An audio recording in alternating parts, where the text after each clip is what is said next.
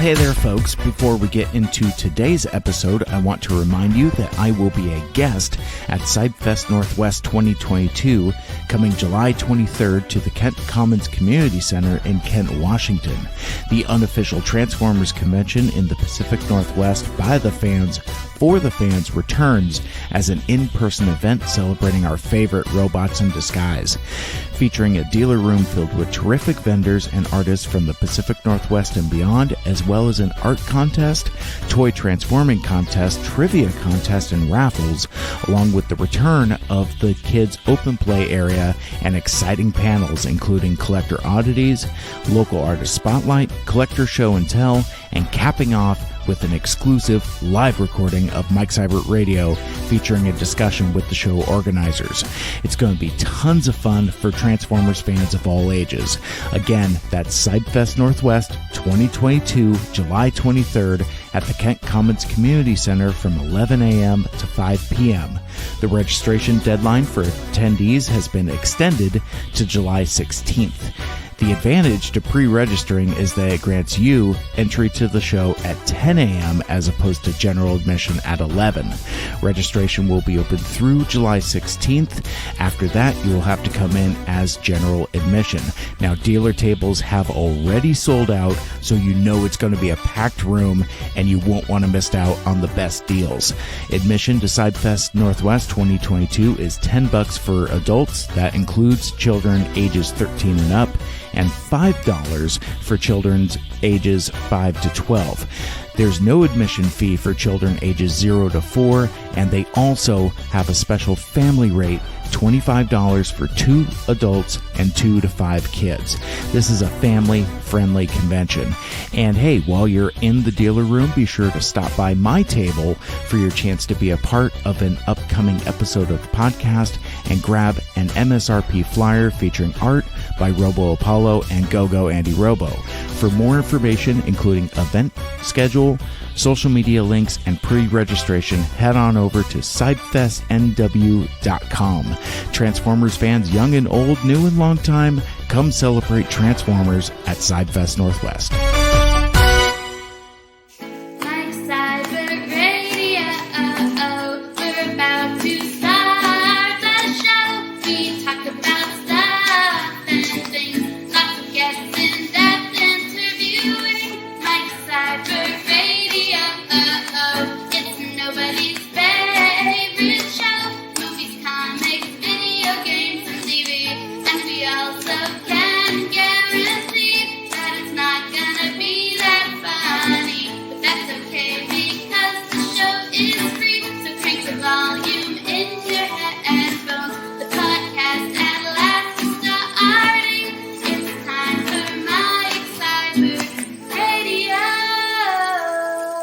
See, the music is just so soothing. It really sets the tone. Yeah, exactly. Time to wake up. Wake up.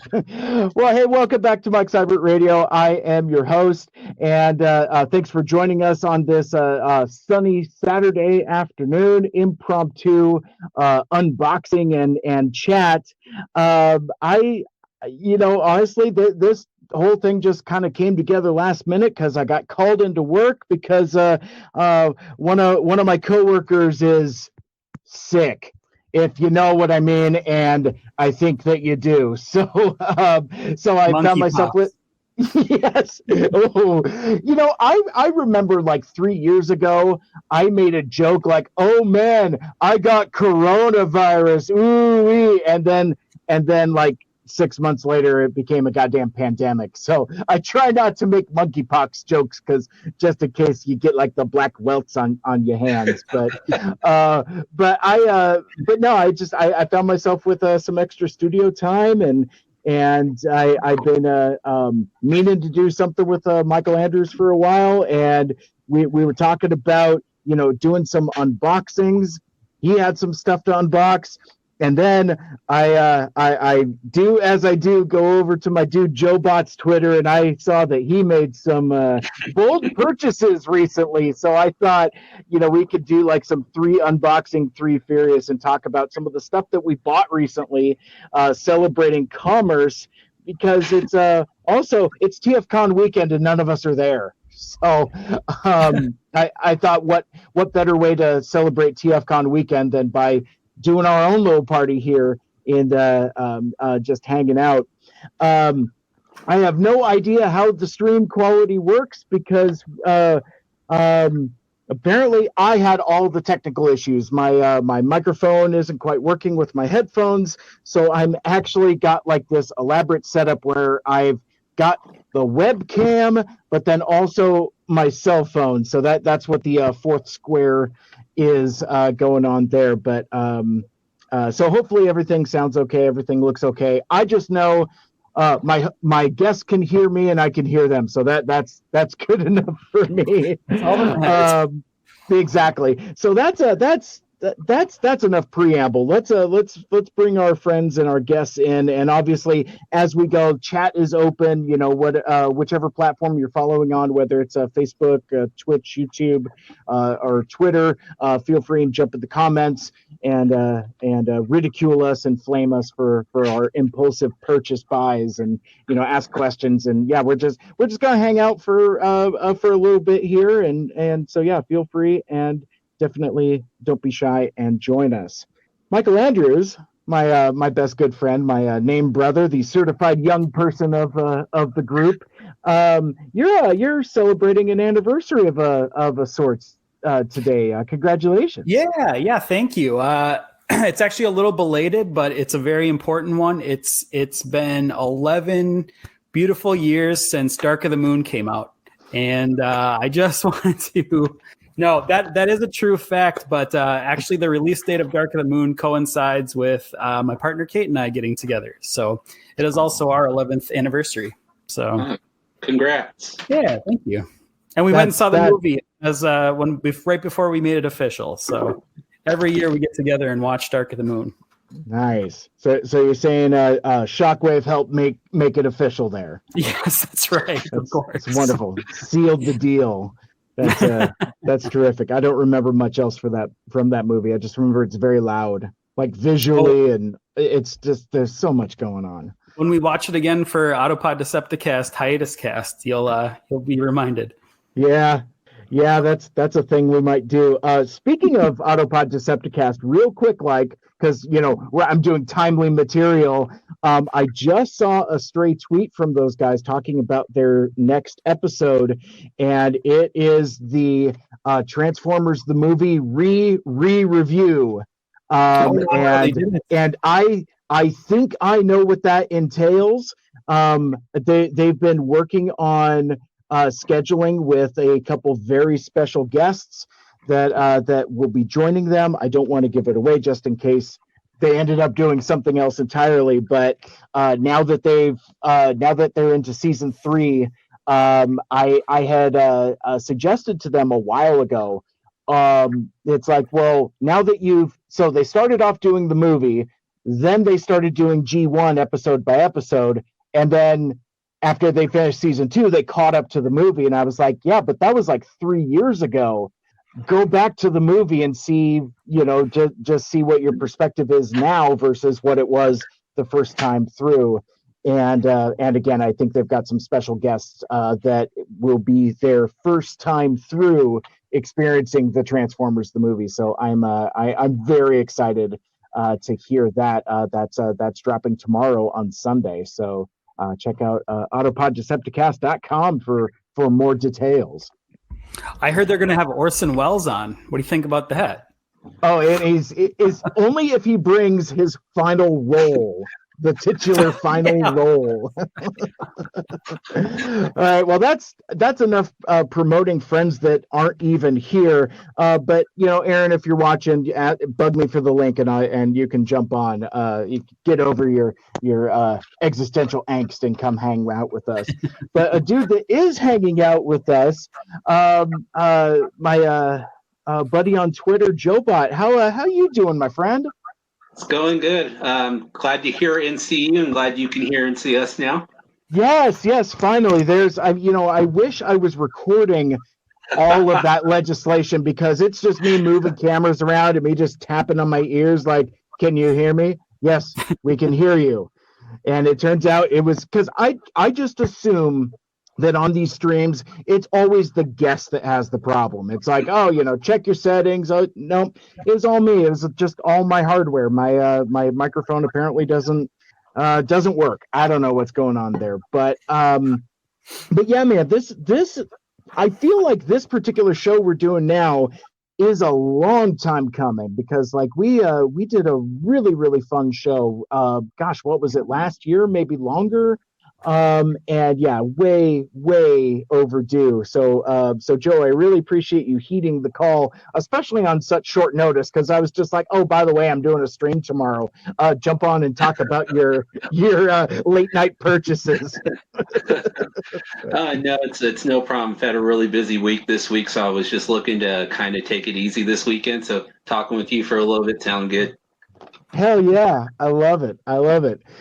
So we all have various boxes of stuff that we kind of want to kind of show off for our friends. I love this. It's like,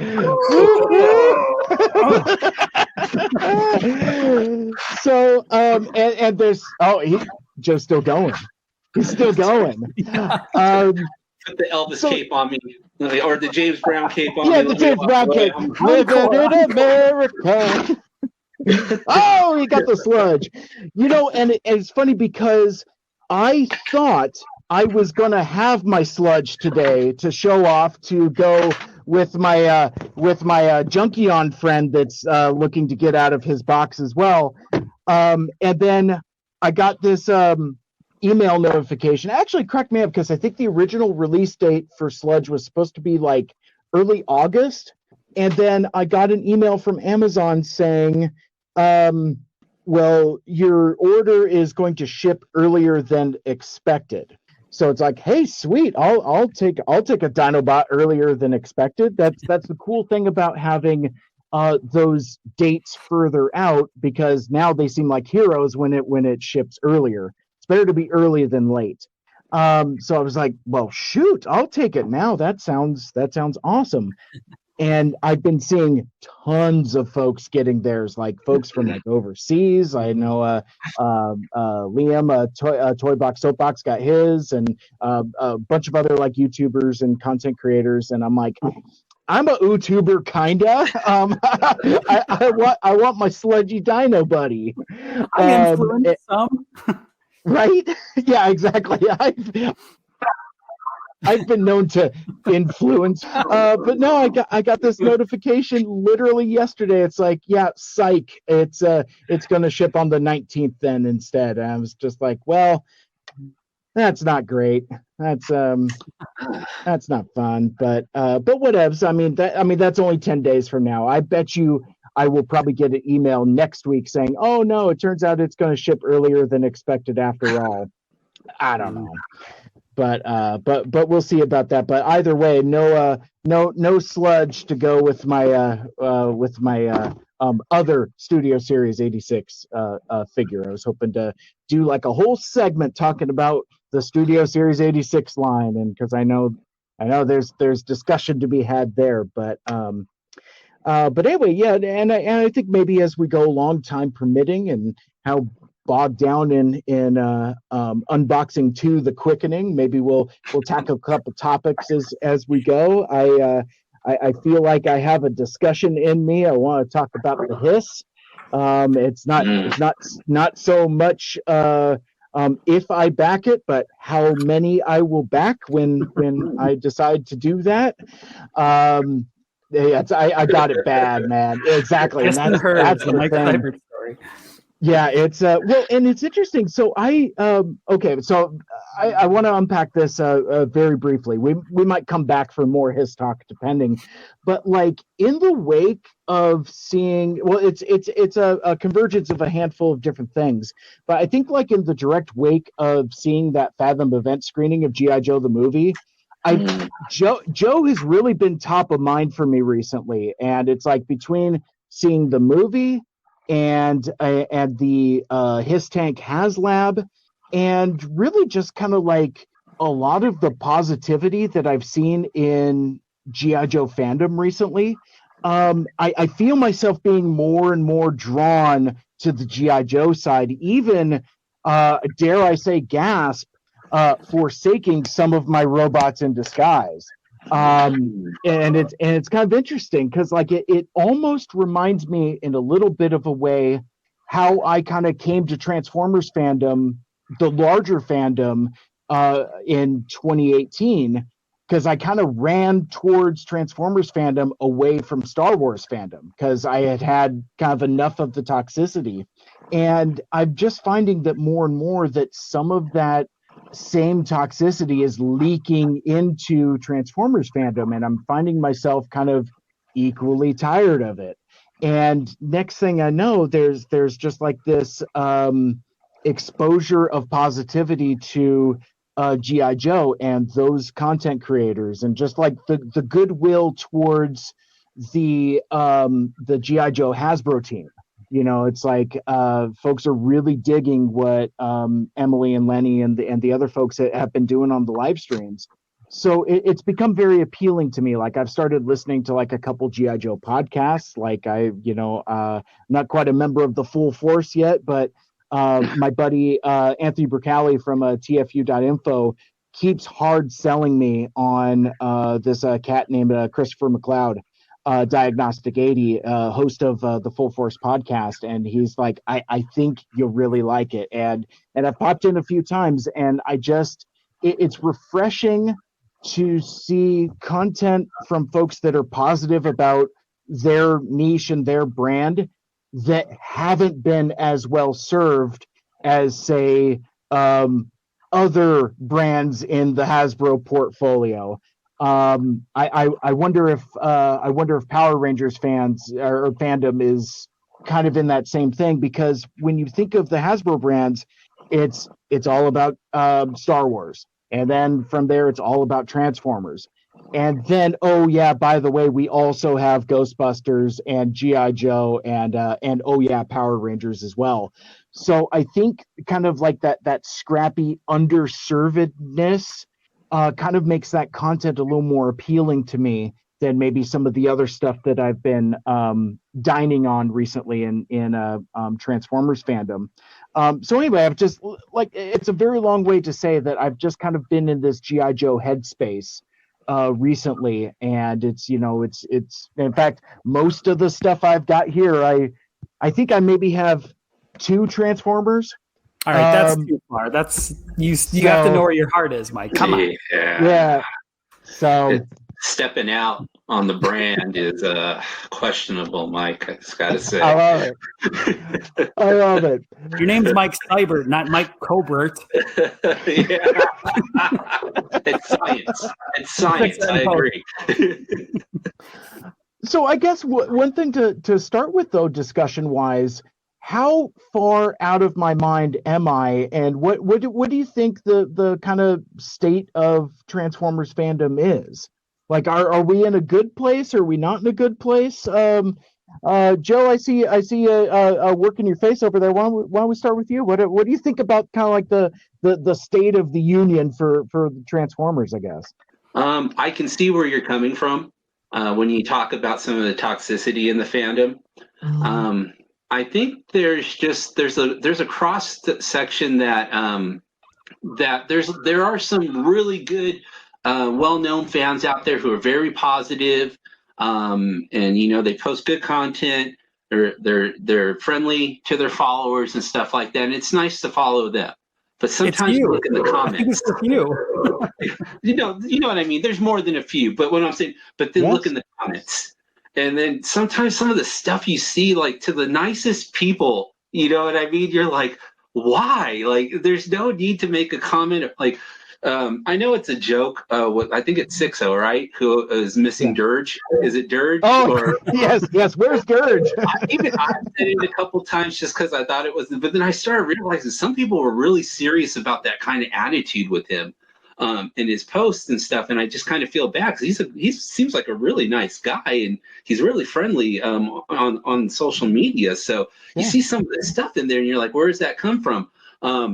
I think that with our fandom, there's young people in it. there's people in college, there's people in high school, there's people in their 30s, there's middle-aged people. It's like, so there's G1 people, there's Armada trilogy or Unicron trilogy people. There's people who came in just because of the movies. Me and Mike were talking about one of my friends who's just kind of a movie person and collects the movie line, and that's really all he does. And that's like the opposite of most of us, the way we kind of think about the brand. So there's all of us here at the same party, right? We're all these different people. We all don't hang out in the same cliques, but when we get together for Transformers, most of us tend to get along and get along well. But there are people who are in the group who are kind of toxic, and you see them show up in the middle of like a really nice group of people, and you see this guy is kind of spreading negative stuff, and I think that shows up a little bit more because maybe there's more different kinds of people, and that's great, though, I think.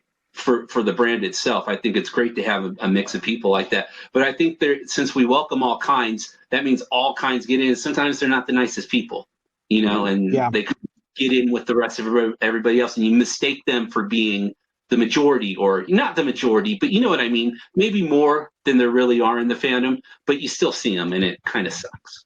Yeah, kind of the tip of the spear folks, the vocal minority, the Snyder Bros, if you will, of that. No, I hear you. I hear you. How about you, certified young person? What what do you think about my generation of young people? Yes. No, to kind of piggyback on that, I agree. You have sort of this like the vocality, I kind of call it, where like they're not really the majority, but they sure seem like it because they're the ones that are all over Twitter. And I think that it's just, it's sort of low-hanging fruit, right? To take some of these stabs at, the movies and whatnot. I've told this story before, but when I was at my very first TFCon, that's where I kind of found my people, because I found some like movie toys, and I was telling my partner about it, and I got really excited about this movie toy, and I had like this outburst of like unfettered, Revenge of the Fallen-gasm, and there was like 3 or 4 other people that are like, oh, that was really cool. That was a really cool, good movie. And I really like these toys. And I was like, oh, okay. So it's literally not just me that likes the movies. There are some other humans on this planet that enjoy them. But you don't see them a lot on Twitter. And sometimes I mention like movie stuff on Twitter, but mostly I kind of can't. I'm still a little bit afraid to at some point. So I don't want to take the heat in the comments to JoeBot's point. Well, yeah, and especially now, because like it seems like it's still fashionable to dunk on Bayverse fans, and it's just like, oh yeah, get over it. I don't know. Well, you and Ryan Jett from Autopod Decepticast did it for like 6 hours to me when we did our I movie think commentary. I was pretty fair and judicious. I mean, I actually have a lot of affection for that first one. Not so much the ones after that, though. But you'll learn. That's where my goodwill ends. But but I did want to add to that too. I think the fact that a lot of discussion over the couple years of COVID certainly was online. So maybe you didn't get that reassurance from going to a convention and finding people that liked the things that you liked. A lot of those people that are kind of talking negatively, that this was kind of their couple years, right? Like everyone had the anonymity of social media being the primary, news source, I guess, in a way. Yeah, that's a good point. So since I teased it, and because I get the feeling once we get going, we're not going to come back to it. Are you guys familiar with the HasLab for the Cobra HISS tank? Yeah, was it your post where I suggested the 50K tier? Okay, yeah. Yes, where you get like an actual live snake. Which I think that would be rad. There's a box here with a bunch of holes in it. It sounds funny when you shake it. It was once a man edition Cobra Commander, right? It's like the end of the Cobra Commander. You click it. Was a man.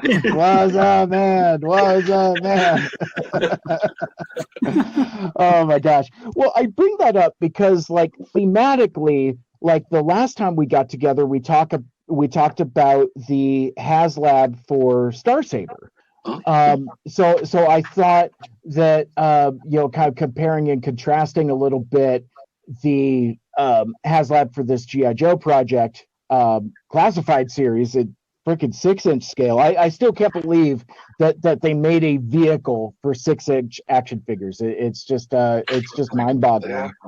Probably. Yeah, I mean the thing is huge. It's like I don't know if you guys have seen any of the videos, but it's like 19 inches long, and it's just it can hold 3 6-inch figures in it. It's just bonkers.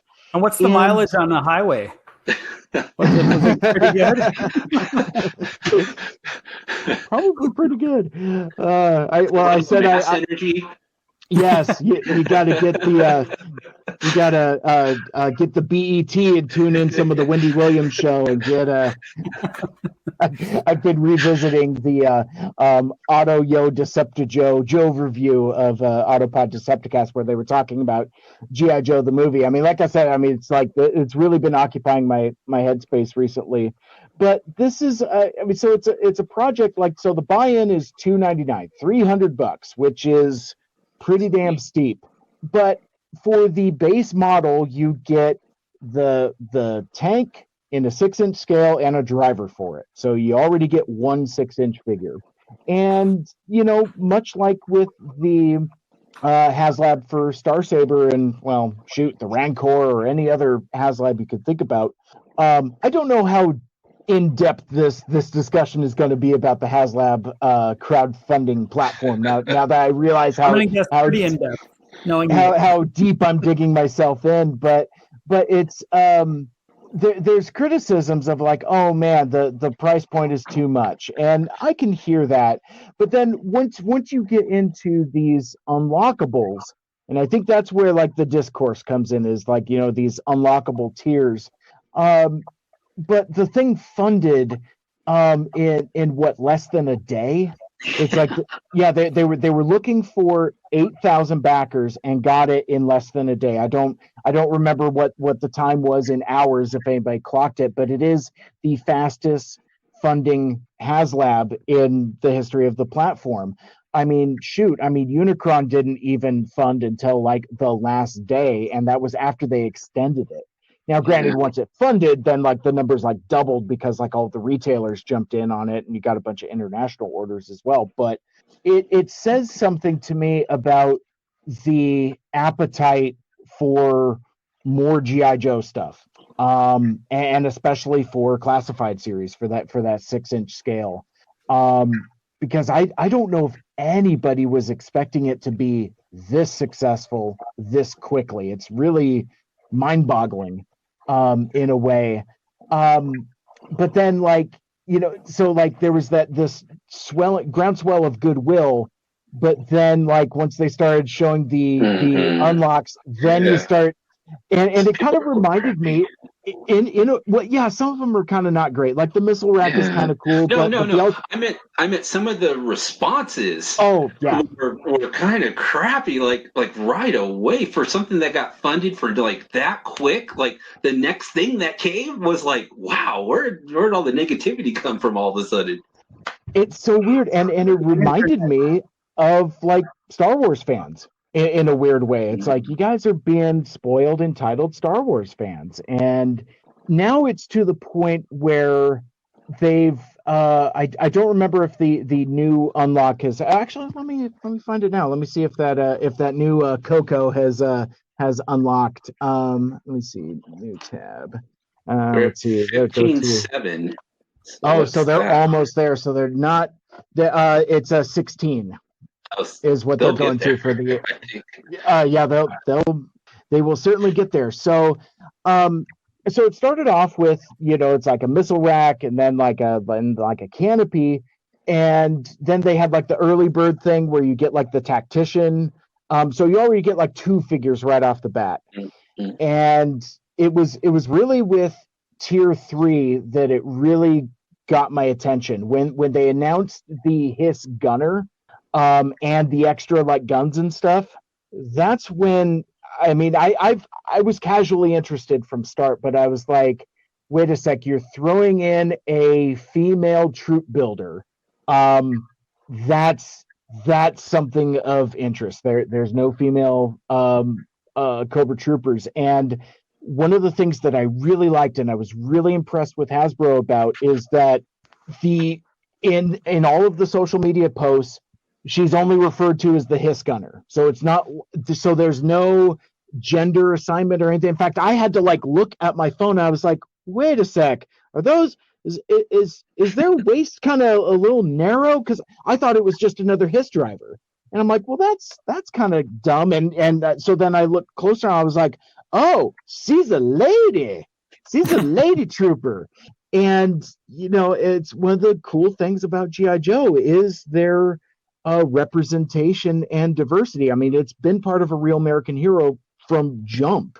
So to have a female trooper that can be a troop builder and to have it part of this project and to not make a big deal about it, to like virtue signal and like call attention to it, I'm just like, that really got my attention. I don't know why I thought that was so badass, but I just thought it was really, really cool. But then now you have this new thing where they're like, okay, well, here's a new tier 4 and here's a Cobra Commander figure, which I gotta say, I'm pretty stoked for. That version of Cobra Commander goes with that version of the Hiss tank. So I got nothing to complain about. I mean, my problem will be is since it comes on a retro card back, I probably won't be able to open it, but box collector representation, man. Well, maybe I'll have a Joe one of these days show me how to like carefully slit a bubble, because like I mean I got all kinds of stuff like this where it's just like he just lives in his bubble, you know, and he'll be right now, tear it open in front of us. Oh wait, I mean these card backs, dude. I mean I leave the stuff on card because I like the card backs. Oh, by the way, that sticker came right off. By the way, there's a little bit of residue on there, but it's not a big deal. Might as well open it now. Yeah. Practically but open. yeah, so I mean, yeah, the whole like card back aesthetic is just something that I'm really into for my collection. But it's like, so now people have gone back to being salty about like, oh man, this Cobra Commander is just kind of tacked on, and what else are they going to do now that, who cares? Because now at this point you are getting 4 figures, and at $25, that's at least $100 worth of just figures. And I don't understand what people. Because basically at that point, unlocked items are like free stuff, right? Like you're really going to complain about the free stuff? You're in for the penny, man. Just enjoy it. Yeah, and I thought $2.99 was reasonable for just the tank and just the driver. And it's like, you want to give me 3 other figures to go with it? Fine. I will say with Star Saber, I think the tiers that were unlocked for that compared to these Joe figures, I think the Joe figures are a lot better. Like, they're getting I kind of felt like we should have had a stand with that thing anyways, instead of it being in the tier, but all right, it was a tier, and then it was like, okay, now here's the shield. It wasn't like, here's the little mini bot that goes to, you know what I mean? Or like, we eventually did get mini cons as the last one. I think we got like 2 mini cons or something like that are from the Japanese series. I think that was like one of the last things that they were trying to announce. But these Joe tiers seem really cool. And to be honest, like if they're at 16,000, they've got 37 days left. That's like, double have they said where they're going to cut the tiers at? Have they announced that yet? No, they haven't, because supposedly the Cobra Commander is the last tier that they announced. Like originally it was 4 tiers, but speculation is because there's like a tow hitch molded into the back of the Hiss tank. There's been speculation from jump whether it's going to be like an ammo box or missile missile launchers or some kind of like additional weapons that the basically a trailer for the Hiss to hoe. Some folks have said maybe it's going to be an ASP. It's I don't want to explain what an ASP is. It's a dumb thing that fits a figure in it, and it's a gunner station. Some folks like it, some folks don't. I think it's too big for an unlock. I think it's something that they'll just do later on down the line, or include with another figure similar to like the Ram motorcycle or something like that. So if anyway, they do unlock it, you're going to complain about it. Is that what I'm hearing? Like they're going to be very mad with the ask? No, in fact, I'm the opposite of mad. In fact, like I said, I was enticed by it because like so I haven't backed any of the HasLab projects, and the reason for that has mostly done with size. Like I have no use of a Jabba sail barge. Don't care about it. Unicron would be the closest one that I would have come to actually participating in, but at the end of the day, it's just too damn big. And I don't want to be this guy and like flex or whatever. It's like I could afford it if I wanted it, but it's like even after I bought it, it's like what would I do with it? And then what do? Flip it? Because you've already paid for shipping from Hasbro. If you sell it, you're on the hook for shipping on that side, and that probably costs like another $100 to ship. So yeah, I was actually wondering what the retail, or what, not the retail now, but like what did Unicron fund for at the time? Like what was the out of pocket for someone who bought Unicron from HasLab? I think it was about $550 or something like that. In the end, $600. I have it up. I have one. I think it was like $600 or something like that. Yeah, is it going to fall into frame like a crashing meteor all of a sudden? Is it like right above you? Marvelous! Look, it's Unicron. It's actually up there. It's so heavy though. It's on its stand, and it's got 4 points on the stand, and the stand is on level ground, and it's like it would have to take something crazy for that thing to come down. Although I did take it down when they were working on the windows. I brought it down. Yeah. That's the first time I've seen it up close for a while. And it's nice. But I felt like that with the barge. I feel like that was the Thunder Tank that Super 7 did for Thundercats. I'm actually really into that series right now. I've got like 2 figures probably from Big Bad in there that are Thundercat ones. But that thing was huge, and I was like, okay, where am I going to display that? Was the only thing I was worried about. So I get when you're saying with size, like maybe you have something, like I thought, all right, I have the perfect place thing for Unicron, but I didn't have the perfect place for the Thunder Tank. So once it gets up to a size like that, it starts being up to the person, like, do I want to find size room for that, or do I not want to find room for that? And I guess it's kind of like what your preference is. So I think this Hiss, it's smaller. It's a big piece though still to have around, but it's hitting your sweet spot. Exactly. So really it's right in the sweet spot, because like I can already picture a spot on my shelf for it. I'm just like, oh, that'll go right there. I've got a couple classified series Cobra Troopers, a couple Vipers, a couple Cobra Infantry guys. It's like I can make myself a nice little Cobra diorama there and be very satisfied with that. You just put your mattress in it, right? And then you can sleep in it, and then you tell your friends, like, I sleep in a Hiss tank. Where do you sleep? I sleep in a bed with my wife. Yeah. Oh my gosh.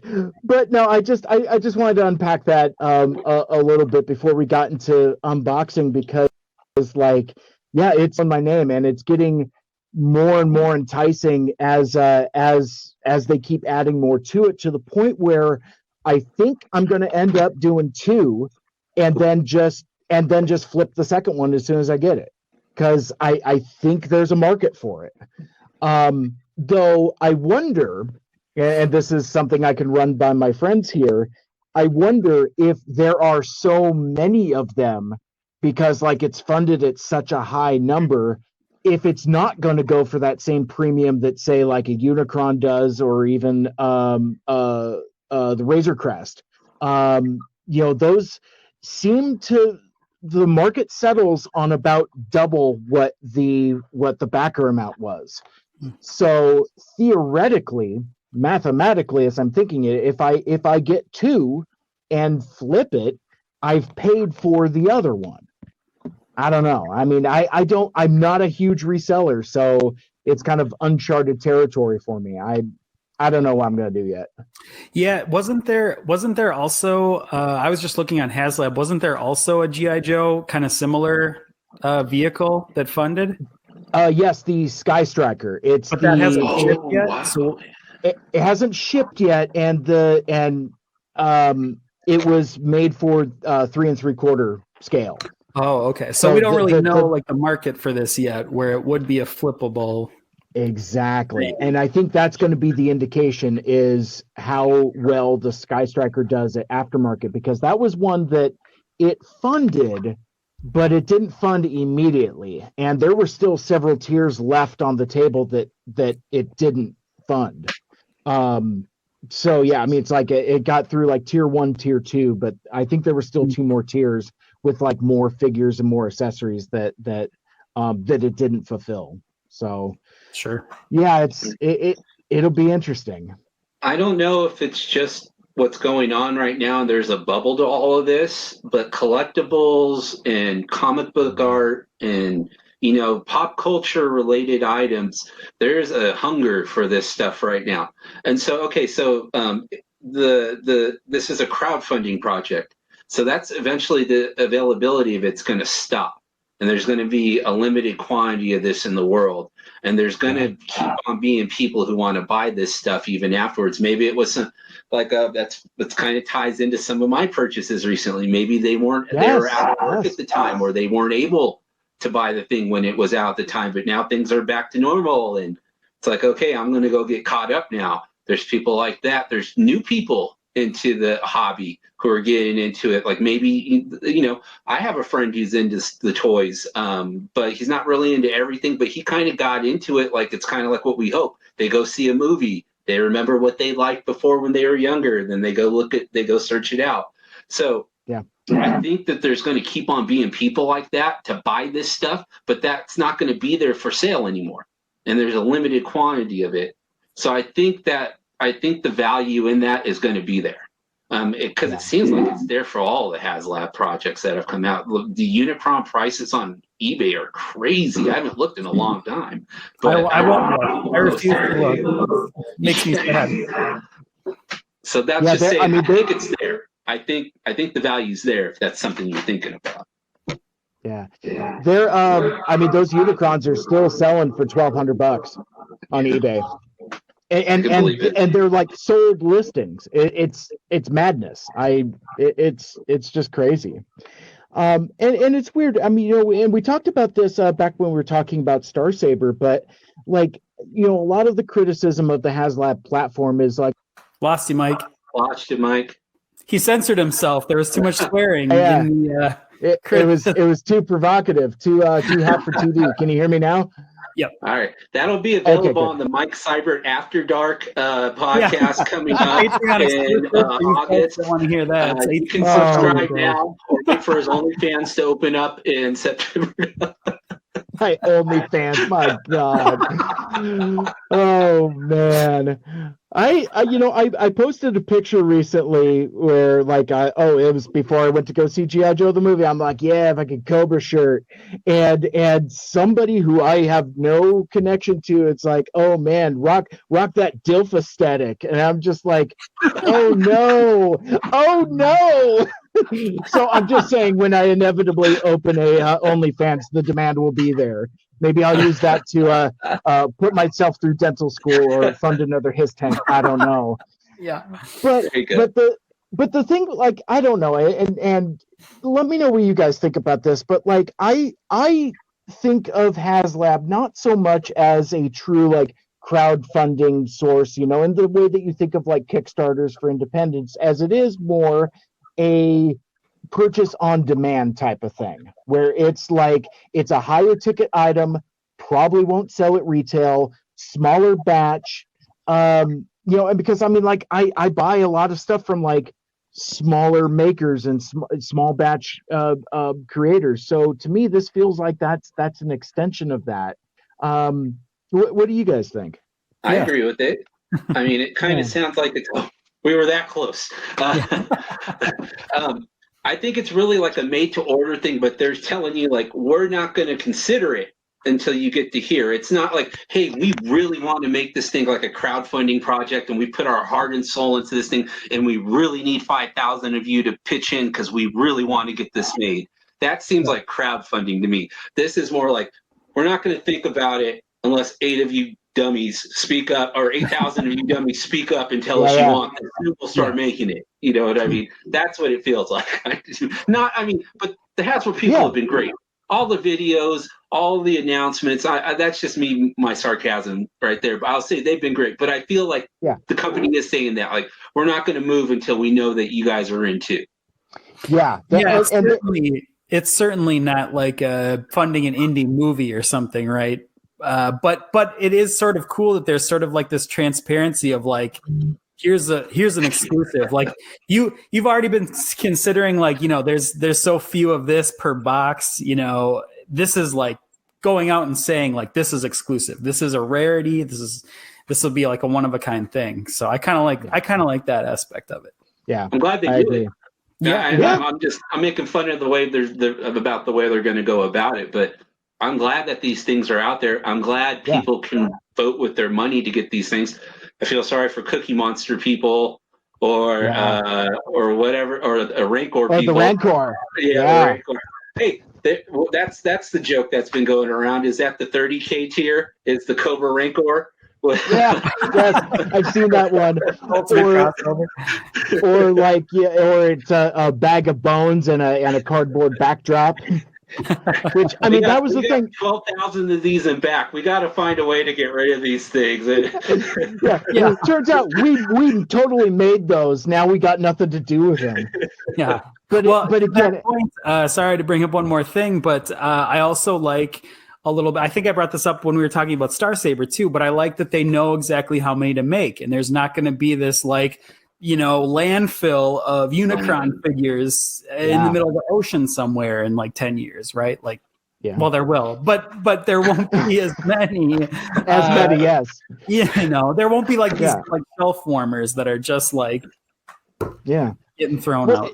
It's the thing you said at the time. It's like there's less waste. It's less wasteful doing it like this. And I think the problem is contextualizing it as a crowdfunder.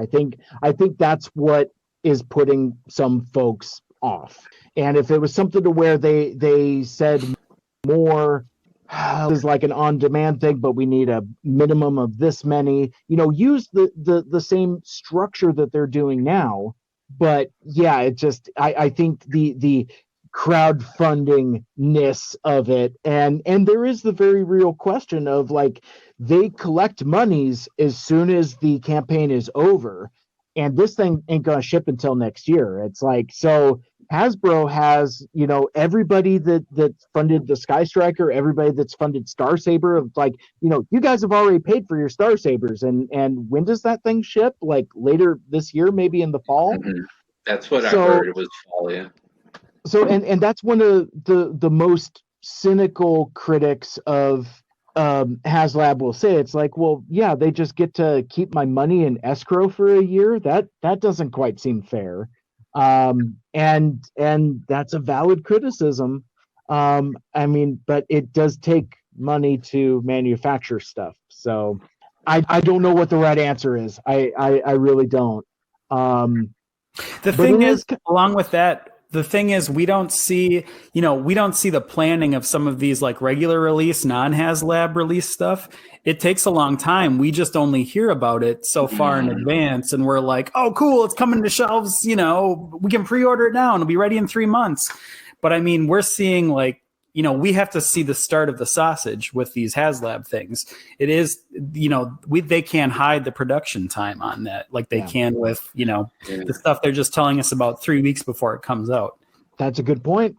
Yeah. No, that's a terrific point. I appreciate that insight. I'm always trying to defend the toy makers. Man. Hey man, I've been criticized on Twitter before for being a Hasbro, so whatever. Exactly. That's kind of my response to that, the classic eye roll. So that being said, well, let's thanks for indulging me and having that discussion. I just needed to talk to somebody about this whole HISS thing. About it. It was just really really on my mind. But let's actually do some stuff that we were actually kind of here to do. Let's see what's in some of these boxes and talk about the bait and switch. Let's open some. Exactly. Yes. All right. So Mikel Andrews, I see you already over there. Looks like Joe needs to go refresh his beverage. So while he's doing that, let's see what you got. What you want to talk about? Well, I was wondering, should we do it like where we each open one at a time, or how many do we have to open here? I feel like there should be some Christmas Day. Yeah, I you know what? I like that. Let me see what I got here. I got like, how many things do I got here? I'm cutting the tape. Yeah, I got at least 4 things I could talk about, but I also have like other stuff also that I have no shortage of stuff to talk about. I just need to get a pair of scissors. Oh, here, you can use mine. Mike, you might be interested to know, I feel like this box is kind of themed to you. I'm calling it my Mike Seibert box because you'll see the items inside are sort of related to you in a weird way. Oh, man. Yeah. It's my first OnlyFans. I love it. I got a douchebag figure, an asshole figure. Yeah. Oh, man. Ooh. It's like, why is this one so grumpy?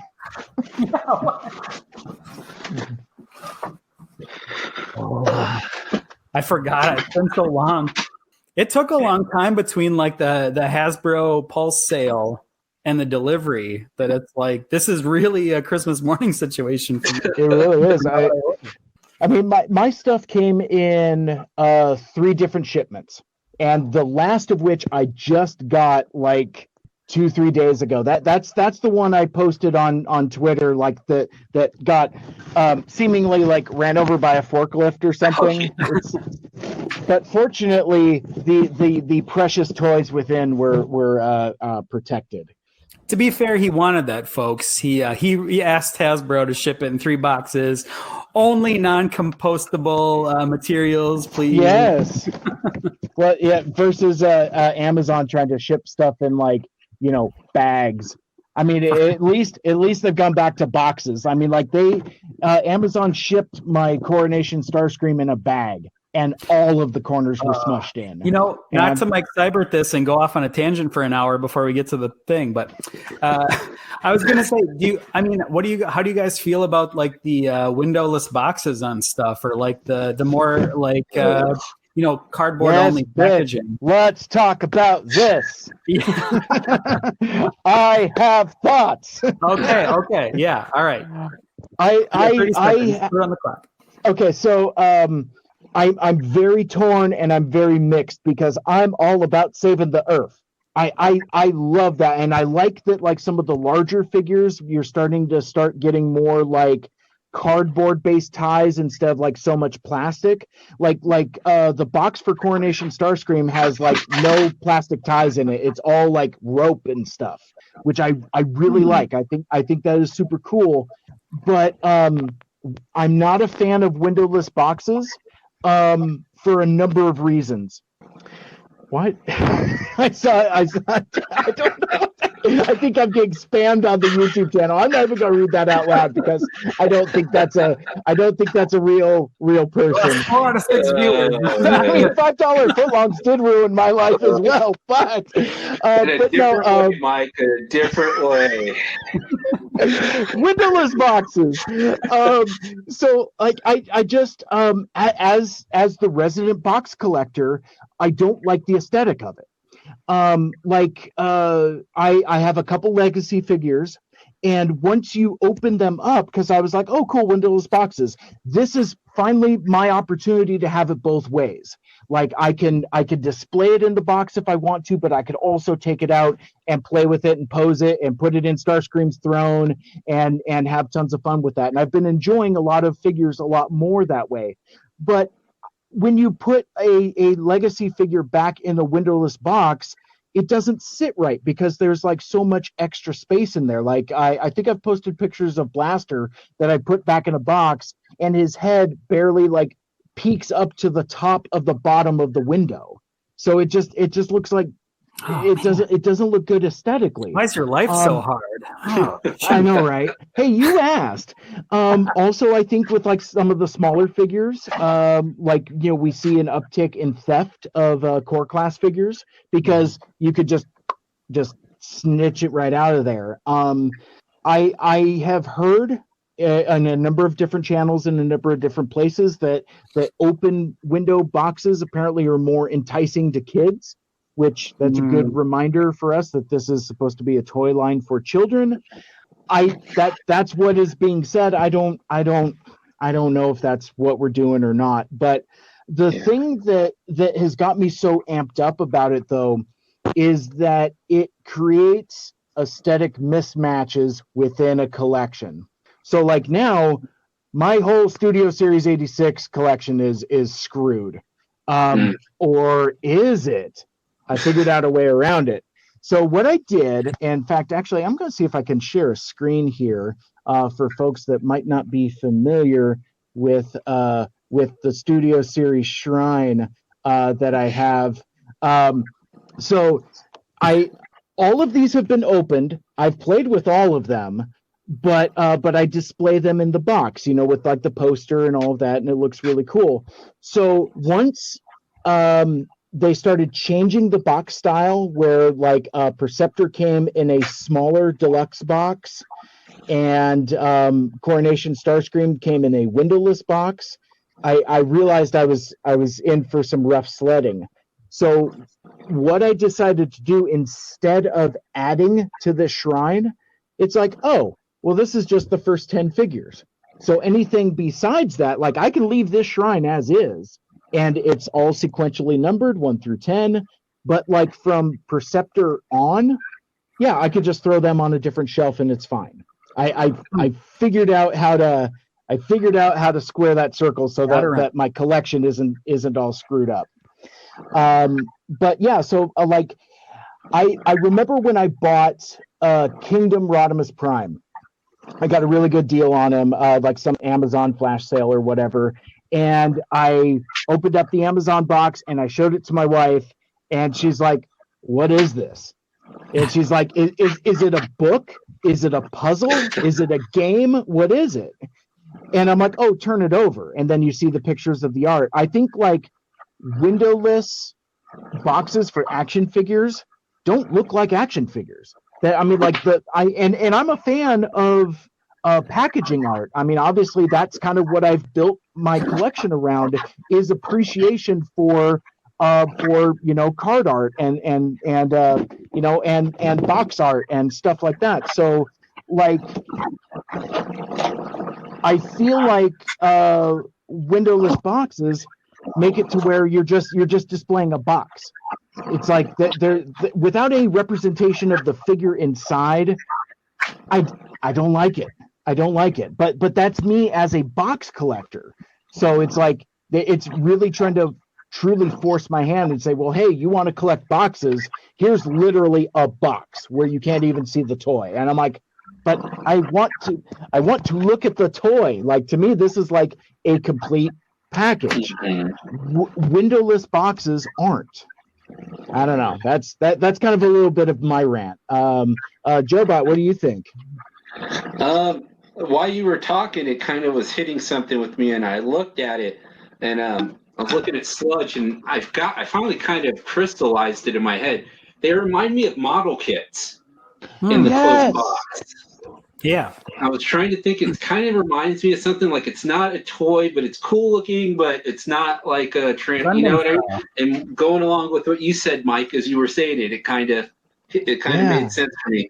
I get what you're saying on it. I guess that's the curse of being an in-package person. Because I just have my three out next. My three will be out next to each other on the shelves on my 86 shelf. So I haven't really considered it that much. The thing I hate about it, there's two things. One is I think, is this name Pia or Poe, or how do you say it correctly? The YouTube reviewer. Oh, jeez. It's PewDiePie, maybe, or something like that. I can't get the exact pronunciation of it right. But anyways, he took a picture where he pulled out Starscream and he put like a sprite and he put like Yes. something else next to it, and it was making fun of it. But that type of shit happens. You guys, you see this type of stuff on the shelves. Like you'll walk by and you're like, I shared a picture where somebody put a Savage He-Man and Orko back in. It was like some anatomy figure and a paper mache Orko, like that they put back in. People do that stuff, and then you look at a closed box like this.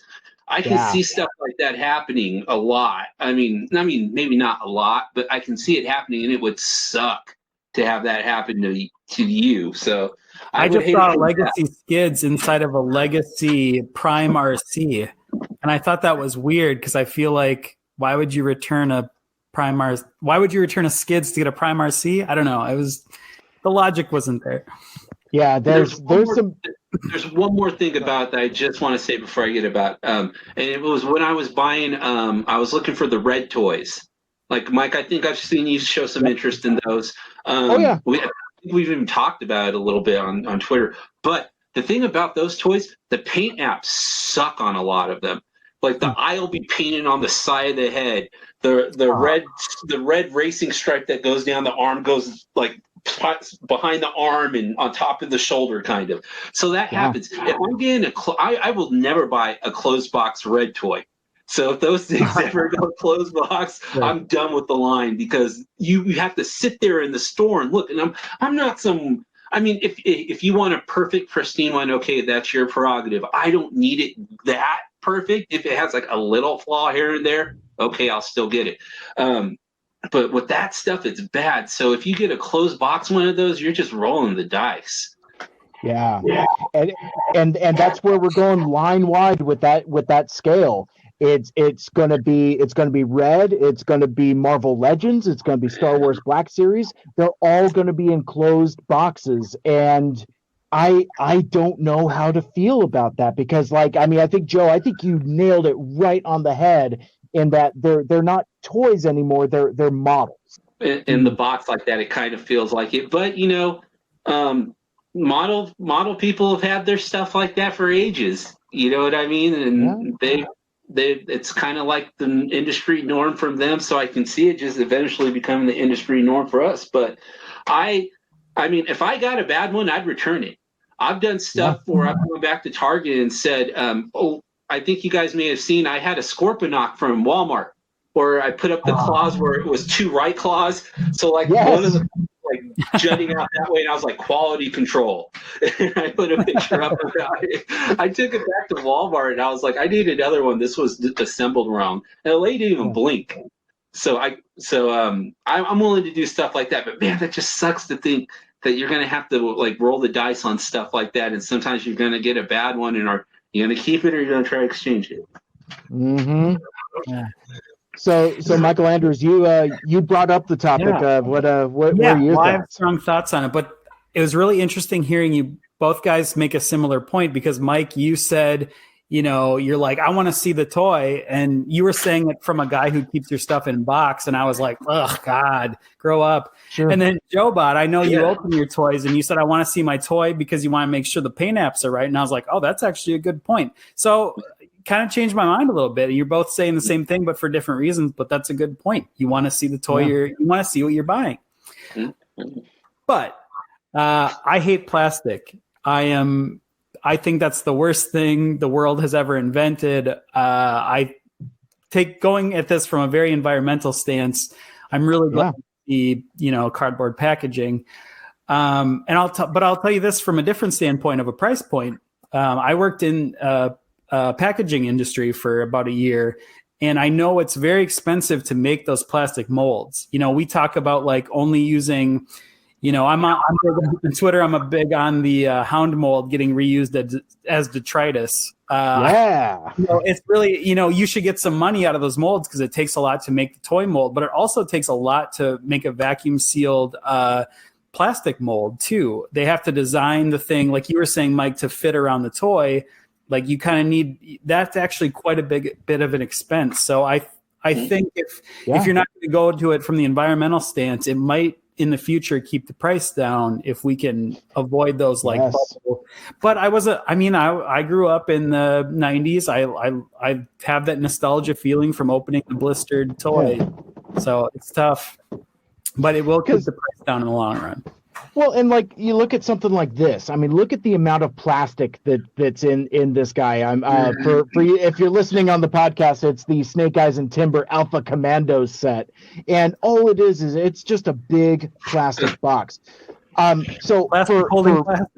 Yeah. for my collection aesthetic, I love this because it's like you see everything in the toy. It's like, I mean, this displays handsomely on my shelf. I love it. Yeah. And then I could just open up the flap at the bottom and then take the well, actually I think I opened this one at the top. Anyway, it doesn't matter. But I take it out, mess around with the figures, put them back in the box. But anyway, like, so I think that the other thing that would be cool with like new style packaging is a reduction of box size as well. Like those legacy boxes for Voyager class figures or even deluxe class figures are just too damn big. Like it would be neat for me, I guess, for me to like square all of this is if you make a windowless box that fits the figure. That way you can take it out and then put it back in. I think that would solve some problems. Whip the next guy that says windowless box. What are you doing? That is like the 12th time I've heard that. You never heard that before? No, I have. I just didn't. I have never heard it 15 times in the last 10 minutes. But I think part of it has to do with marketing, though. It's just kind of like with the way people are about a bag of chips, how they complain that there's air in there and there's not as much chips in them. You know, there's not as much toy in my box. You know, even if it's a smaller box, it feels like I'm not getting as much box as these other toys for what I'm spending right here. You know, it might not be the forefront idea, but it's in the back of somebody's head when they're thinking of stuff like that. I think that's a reaction to it, probably. And I think they're smarter. I mean, not smart. I think there's people who probably look into that kind of thing and go, yeah, we shouldn't drop the size of this too much more. People perceive it as not as much of a value. Maybe that might be a part of it. I think we're also getting to a point where the technology just hasn't caught up yet. I think we're going to get to the point where we can like have a totally cardboard box, but it's as secure and as, you know, they'll figure out some way to like keep everything in. It'll be secure on the shelf. There will be less theft. It'll be display worthy. We're just kind of in the evolution of that of that packaging. Yeah. Yeah, because like the one thing that I'm not saying is, oh man, let's just keep it the way it is. You know what I mean? It's like, so like I'm okay with like my Studio Series 86 Shrine being like a self-contained moment in time. I'm cool with the line evolving beyond that. So I'm not so stuck in my ways where I'm like, oh, change bad. It's just, you know, like you were saying, Michael, trying to figure out the growing pains of that evolution, because they're still toys and still need to be marketed as toys. And I think they'll get there, but I don't know if they're there today. Right. Let's open shit. Yeah, what you got? So we're gonna go round robin, like you show something and then I'll show something, and Joe will show something, that kind of thing. And I'll go get a beer and then Joe will open something. Yeah, that's good. I love it. And then maybe I'll go get a charging cable for my phone because I might run out of juice. The show. I think Mike Seibert, I think you should agree to open one of your bubble blister pack toys on at least by the end of the show. You think of one you can open, you can take right out of the blister. That's not going to happen. That's what wait a second. No, I got you. Yes. Buying 2 HISS tanks. You can't open a $7.99 blister pack toy. No, I got you, homie. Yes, I agree to your terms. Yes. I accept your terms. I accept. Yeah. I was going to open it anyway, but that doesn't matter. All right, so what you got, homie? All right, so who's going first? It's you, Mikel Andrews. Okay. All right, so I don't know if this is my like fake entry, but I got excited. When we talked about doing this last week, I was gonna save this for the show, but I got too excited and I opened it. And since it was technically already opened, I had to do it. So this is something I passed on ahead of time, and then I got later on eBay for a really great price, and I'm really happy I did it. This is really cool. So here it is. It's pipes. Oh, got yourself a pipes. Yeah. Very cool. There's no unboxing here because it's unboxed, but That's fine. I also have Huffer, but I like this mold way more. And I will also say a little personal note. I can't prove it for sure, but I'm 98% sure this was my very first G1 transformer ever. It was pipes. And I still have the original one. It's missing its cab part, but I was pretty psyched to get this. So yes, technically it's not boxed, but this is a great toy. I love it. That's awesome. Very cool. It's a good mold. I really like that mold. I mean, they've used it a lot, but the colors, that blue and white just looks really clean on it. I like it a lot too. And because I got a good price and it was open, I'm definitely going to get the Toy Hacks labels for this because I think it needs a little something up front here. So okay, nice, cool. All right, well, I guess I will go next. I mean, everybody's seen all this stuff. I did that in a previous live stream, so I don't need to show that off. But basically, I kind of went bonkers with the Hasbro sale. I was like, I'm just going to buy a bunch of stuff. So anyway, they shipped it to me in 3 shipments, and the last of which came in this box, which I'll show off here. But I'm gonna dig deep into the box. I'm gonna dig deep and see what we got. They ship you one thing in that box. Yeah, right. Get some of this paper out of here. Drum roll. Oh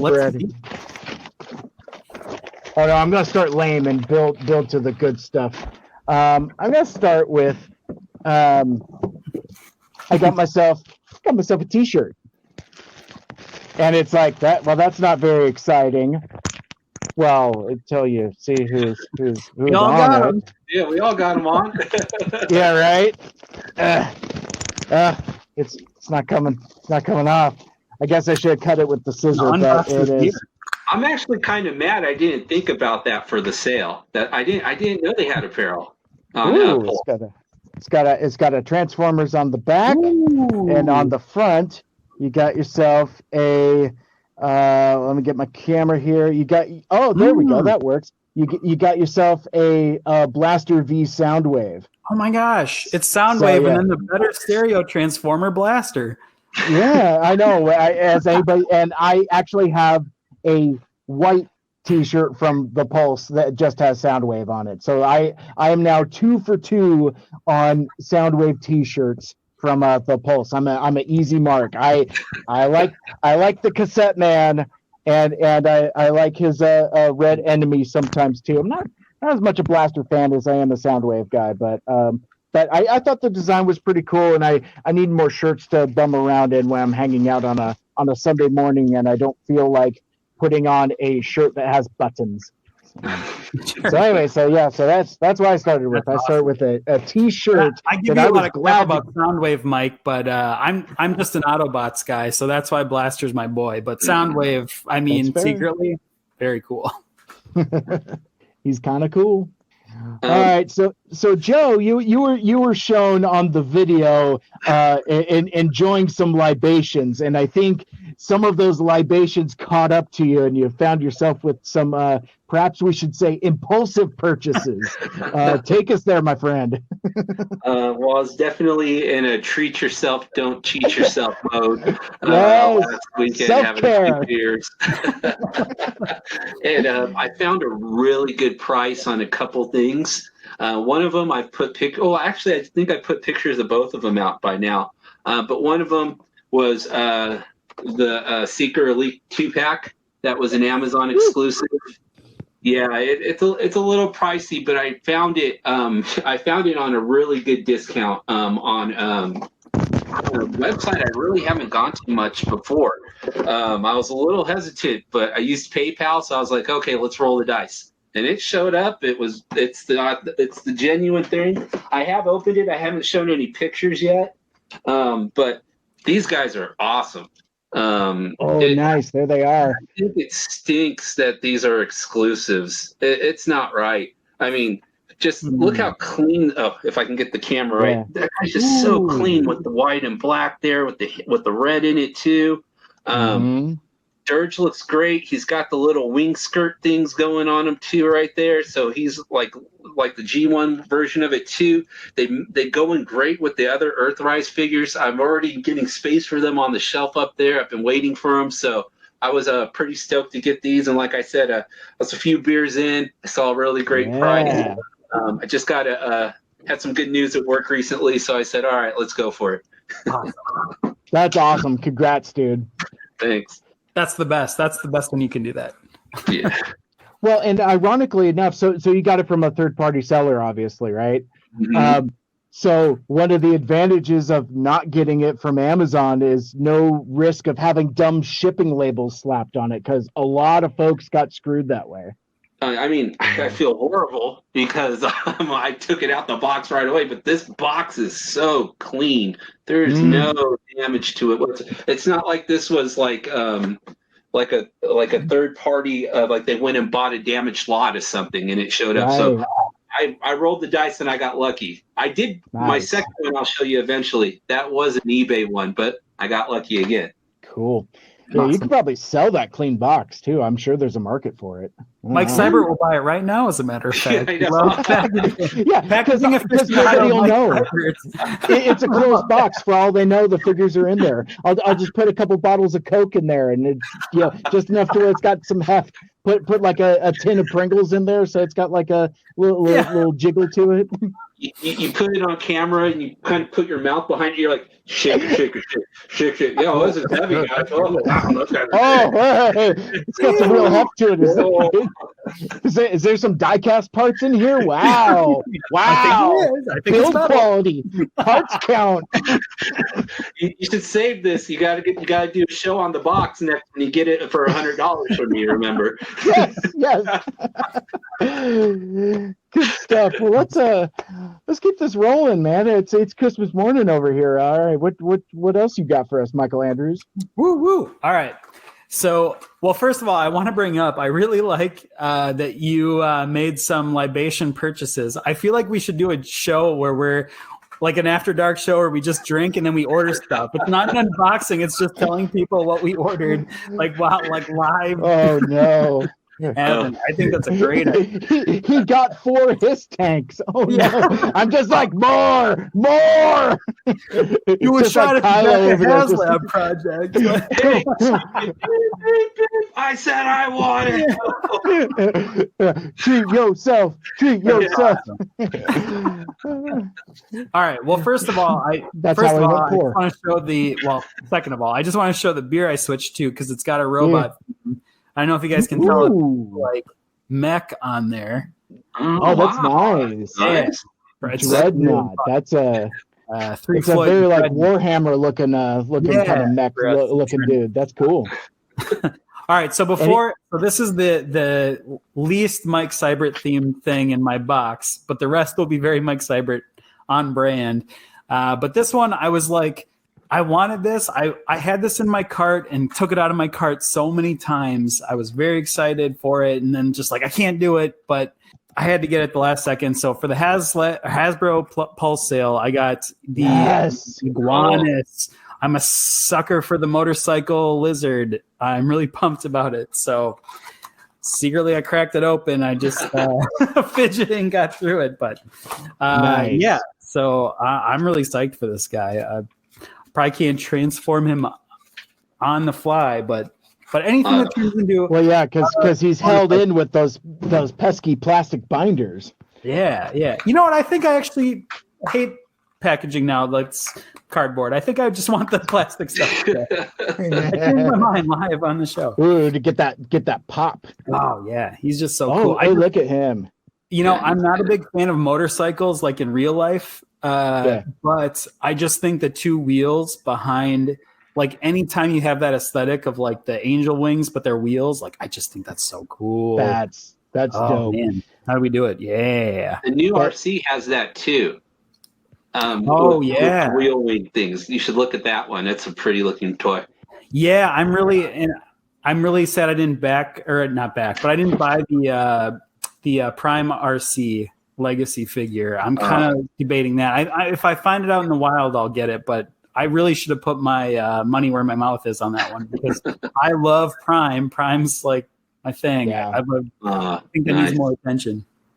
I am a sucker for anything as wings. Like my very favorite Transformers things is door wings on cars, but the motorcycle angel wings, that is a close second. That is cool.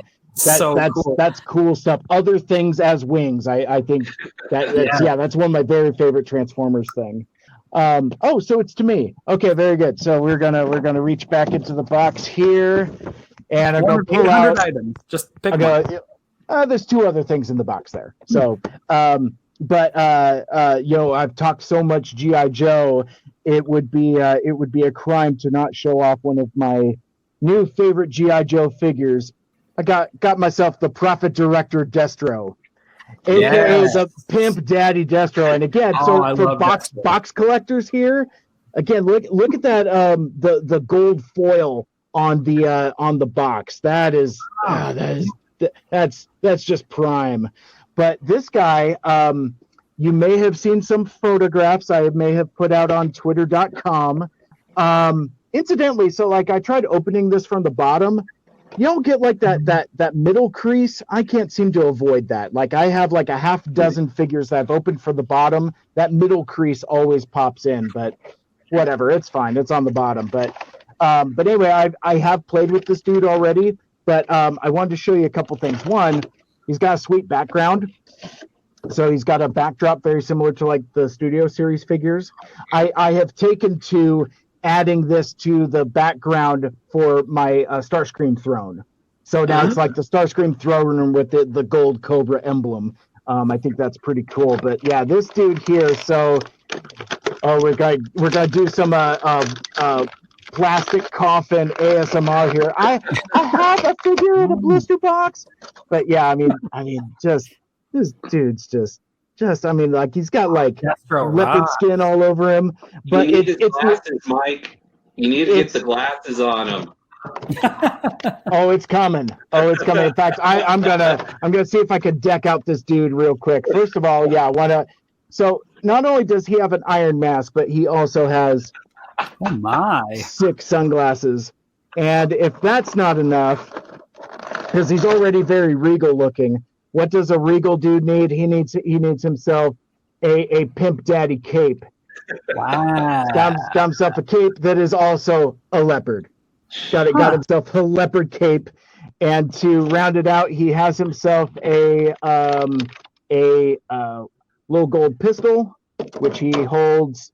He won't be able to hold the pistol and the other accessory. So we're just gonna stuff that in his little holster here. And the thing I like about the Classified Series Joes is like all the belts and holsters are like a supple plastic that work really well. He also has where did his glasses go? Oh no. Oh, they flew off somewhere. I will have to find those before I get too far. I was going to say, is Destro like the Gray Hulk of G.I. Joe? What continuity is this like? Ooh, nice reference, by the way. So he's got a little computer and some extra cash, so he could be ready for all temporal eventualities. But the thing that I like also almost better than the sunglasses is he's got a little stack of money to burn, because it's not about the money. It's about sending a message. And let's see if I can. All right. Well, he can't hold that very super well, but yeah, he just sits there and just lights his cigars and warms himself by the light of the burning fire. I'm gonna have to find those sunglasses though, because if I don't, I'm gonna lose those forever. But yeah, so Pimp Daddy Destro is inspired by a convention variant figure from like 1997, some like Joe Con or Hasbro Con. It's like an official Hasbro action figure. And so one of the things that they did early in the G.I. Joe Classified series was they resurrected a lot of like weird variants. Like the first Storm Shadow figure they did wasn't like the traditional white ninja. It was like a Ninja Force Arctic Missions Storm Shadow. And so anyway, so they did this particular Destro as a homage. I guess I'll find the glasses later. I can't. They're like not in my line of sight, so I got to make sure your I get work those. will, and they'll be like, "Fire this guy." Yeah, exactly.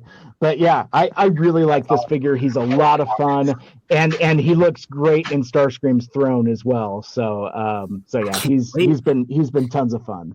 So anyway, there's Pimp Daddy Destro. That's You're gonna need to get a loose Baroness to put in that throne with the Cobra sign behind her. That's a good looking display right there. And I'd take a loose Baroness any day. Hey yo. Hey yo. That reminds me, I actually haven't opened my Cobra Coil cycle with Baroness in it. It's still sitting in the box on the shelf. It's a good one. I like it. Yeah, you've done some really good picks with yours in the throne, ironically enough. So yeah, good stuff. So yeah, good one. Yeah. Very, very cool. All right. So what you got next, Joe? Okay. So this is part 2 of my odyssey from earlier in the week. So I was looking at 2 things when I was considering what I was going to get for myself. One of them was the Seeker Elite 2-pack, and the other one was the Paradon Medics 2-pack. Oh, buddy. Has Ratchet and the Paradon Medic in there.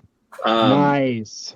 These are awesome looking toys. I haven't even opened these up yet, actually. I just split the box open to kind of say, oh, my second package came in. But now I'm going to open them up. First thoughts on it. Ratchet was really the one I was looking forward to the most. I loved that Ironhide. I've loved the Shattered Glass Ratchet, the DK, the black version of it. We got DK2. That was for Diaclone. So I kind of felt like I was missing out with this one, considering I had everything else. So, like I said, things were looking all right. I was feeling pretty good, so I put in an order for him. So he looks great. I'm getting him out right now. I know some people have made comments about him saying that maybe he doesn't have enough paint apps, but it's kind of like, well, he's a white ambulance. I know that we get some red in him. Yeah. How many paint apps does an ambulance have, right? Like, it's very clean. That's the whole point. Yeah, it's a clean look. That's kind of like the way I would think he should be. So I'm really happy with him. I just got him out right now. Oh, yeah. Beautiful. Oh, he's nice. Yeah, he feels solid. Like this mold, when you get it in your hands, it doesn't feel loose, or it doesn't feel like the plastic is really light like you feel sometimes. It feels like a nice solid toy. I know the head crest, I've seen some people mention they wish it was red. Like how I guess it's more closer to the Marvel Comics look. I guess I might be switching it up. I like the black. I wouldn't mind the red a little bit, but it's just such a nice, clean white toy. It kind of reminds me of that Drift, that United, the United version of it. That was like a really white, bright version. Even the Universe one was nice and white, but that United version was really bright white. And this guy is he shines. He's really nice. So. I love it. And I understand this isn't something that everybody's going to get. It might be something where you wait a couple of years like I did, and you kind of pine for it, and you wait for it, and then moment of weakness, you pull the trigger on it. So it's if you ever eventually do that, or you were lucky enough to get these on pre-order and wasn't one of the people who got it canceled, like you've heard stories about that, right? With this, that's that would suck to think that you had it and then they mess up and we don't have it anymore. So here's, I don't know, here's a moon racer or something like that. Trust us, it's a nice one too. So that would suck. But getting to Paradon Medic, she's awesome. I know that the RC mold is taking a little bit of a beating, but just this green color, she's sweet. Minty fresh, I love it.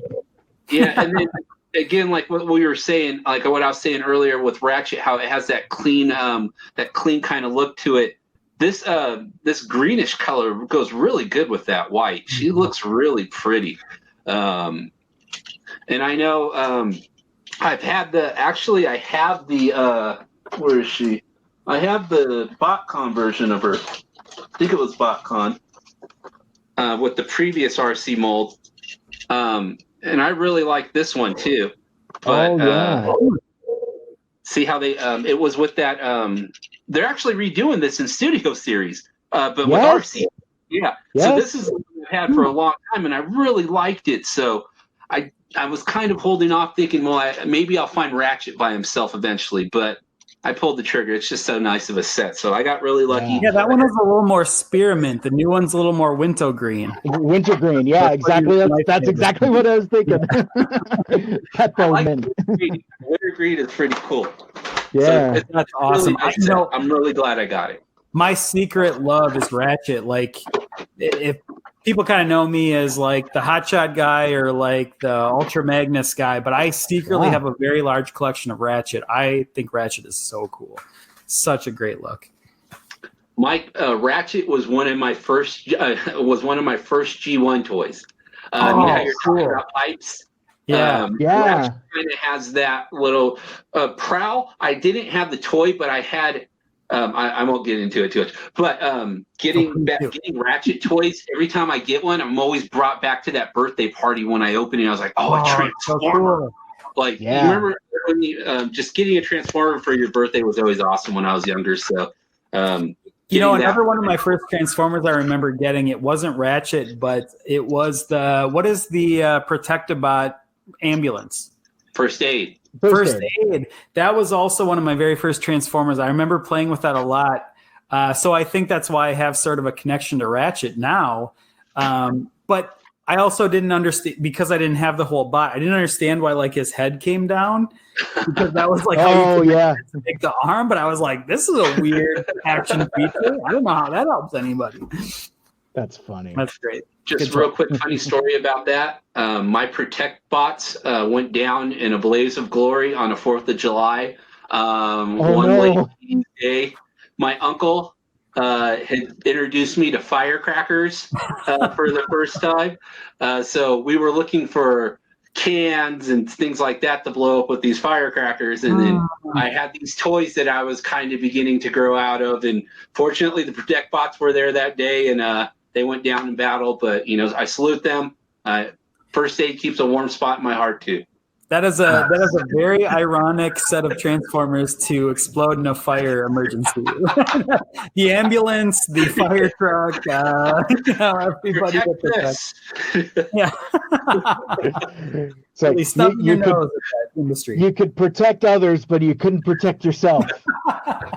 It's a real Obi-Wan meme there. It's like you could roast others, but you couldn't save yourself from being roasted. Oh man, Uncle Owen had it coming. That's all I'm saying. No. All right. So Mikel Andrews, it's your turn next. But while you're doing that, I'm going to excuse myself for a hot sec. I need to get a charger cable for my phone, or I'm going to run out of juice.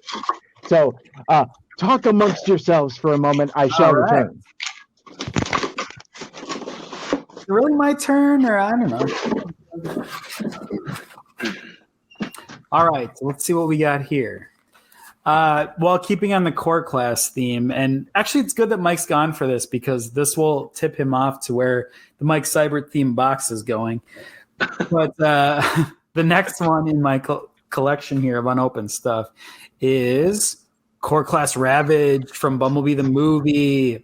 I was really excited. This was on sale at the Pulse sale because I just thought it looked so cool. I was like, I don't know. It's just weird. I kind of like that he just cubes up. I know it's not a cassette, but I just think it's like a cool little beast. I was into it. And I like Core Class. I really like that this like idea of like these little miniatures that are kind of functional sometimes. So, yeah, that part of the movie when he comes out of Soundwave's chest and you see him running after that, it's so awesome. So that toy, when I saw it, I had to get it. I was like, oh yeah. That just hit the right spots for me. Yeah, and what were those? They're technically a non-transforming toy, but I think they did sort of a Ravage that like it wasn't third party, it was officially licensed, but they made like a Bumblebee Soundwave, like a really nice one, and then they had a Ravage that kind of like buckled up and went inside. Yep. Yeah, wasn't that like a $700 thing or something like that? It was like really expensive. And I was I think it was like that 301 or something. I'll never do this official, but then I was like, oh yeah, they kind of did in like a little Core Class form. I really like this. So there you go, it. Mike. There's little hints of what to come. Here we got a little Bumblebee series Ravage. That's a good size on that guy too. I love it. Yeah. That's I look forward to fidgeting him into a cube off screen while you guys open the rest of your toys. But I really like this guy. I really like the Bumblebee movie. I mean, I like the live action movies already. I didn't need the Bumblebee movie for me didn't save the franchise like it did for a lot of people, but I did like the Cybertronian modes, seeing those. You know, when I was a kid, like, I didn't know it was the first episode of Transformers. In hindsight, I probably should have known, but like seeing like Cybertronian Bumblebee in that scene, like that first episode when you kind of see him, that really like blew my mind. I was like, oh my God, other planets' versions of cars. So anytime Cybertronian anything, I'm probably going to get it. Totally. So it's to me. So, okay. So I will see you a, core class Ravage, and I will raise you a core class Soundwave. Oh, that's good. Is that number 6 or 7 for you? Number 3, actually. But you know, as promised, you know, so you go open one of your bubble boxes. Watch, I'm gonna open this dude. I'm gonna rip him off the card like right now. Look at this. I'm not even gonna be like nice to the card. You know how you try to like, you know, be gentle with it, but no, this is it's just coming right off. Wow. This is going into recycle. Look at it. Oh, it's so satisfying. Oh man, it's so good just to tear it. Oh man, that actually like ripped the bubble too. That's pretty dope. He's not comfortable with it. It's his third one of the figure and he's sweating it. He can't even open it right. Look at him. Oh man, it's just dropping stuff everywhere. But yeah, look at this dude. I love this guy. This is such a great figure. Toy. Great figure. Yeah, it is. Gotta free him from his bonds. It's interesting. I saw again, he has no muscle memory for this, folks. This is something he is not used to. Yeah, I have to use the scissors and I mean he's so fiddly. I love these ball joints that he's got. It just makes him so fiddly and so fun to just like dink around with. He's a great figure. And I just love, I mean, it's a detail they didn't have to put in for like a $10 figure, but he's got himself a little cassette laser beak. That's the coolest part. I mean, and even like, you know, even the back of it has got like some molded in details. And I mean, you can't see it very well there, but I mean, it's there, and like it presents in his smoky chest. So like if you're like looking right up on it, you could see the color of the Laserbeak cassette in there, and yeah, man, this dude just rules. He's so fun.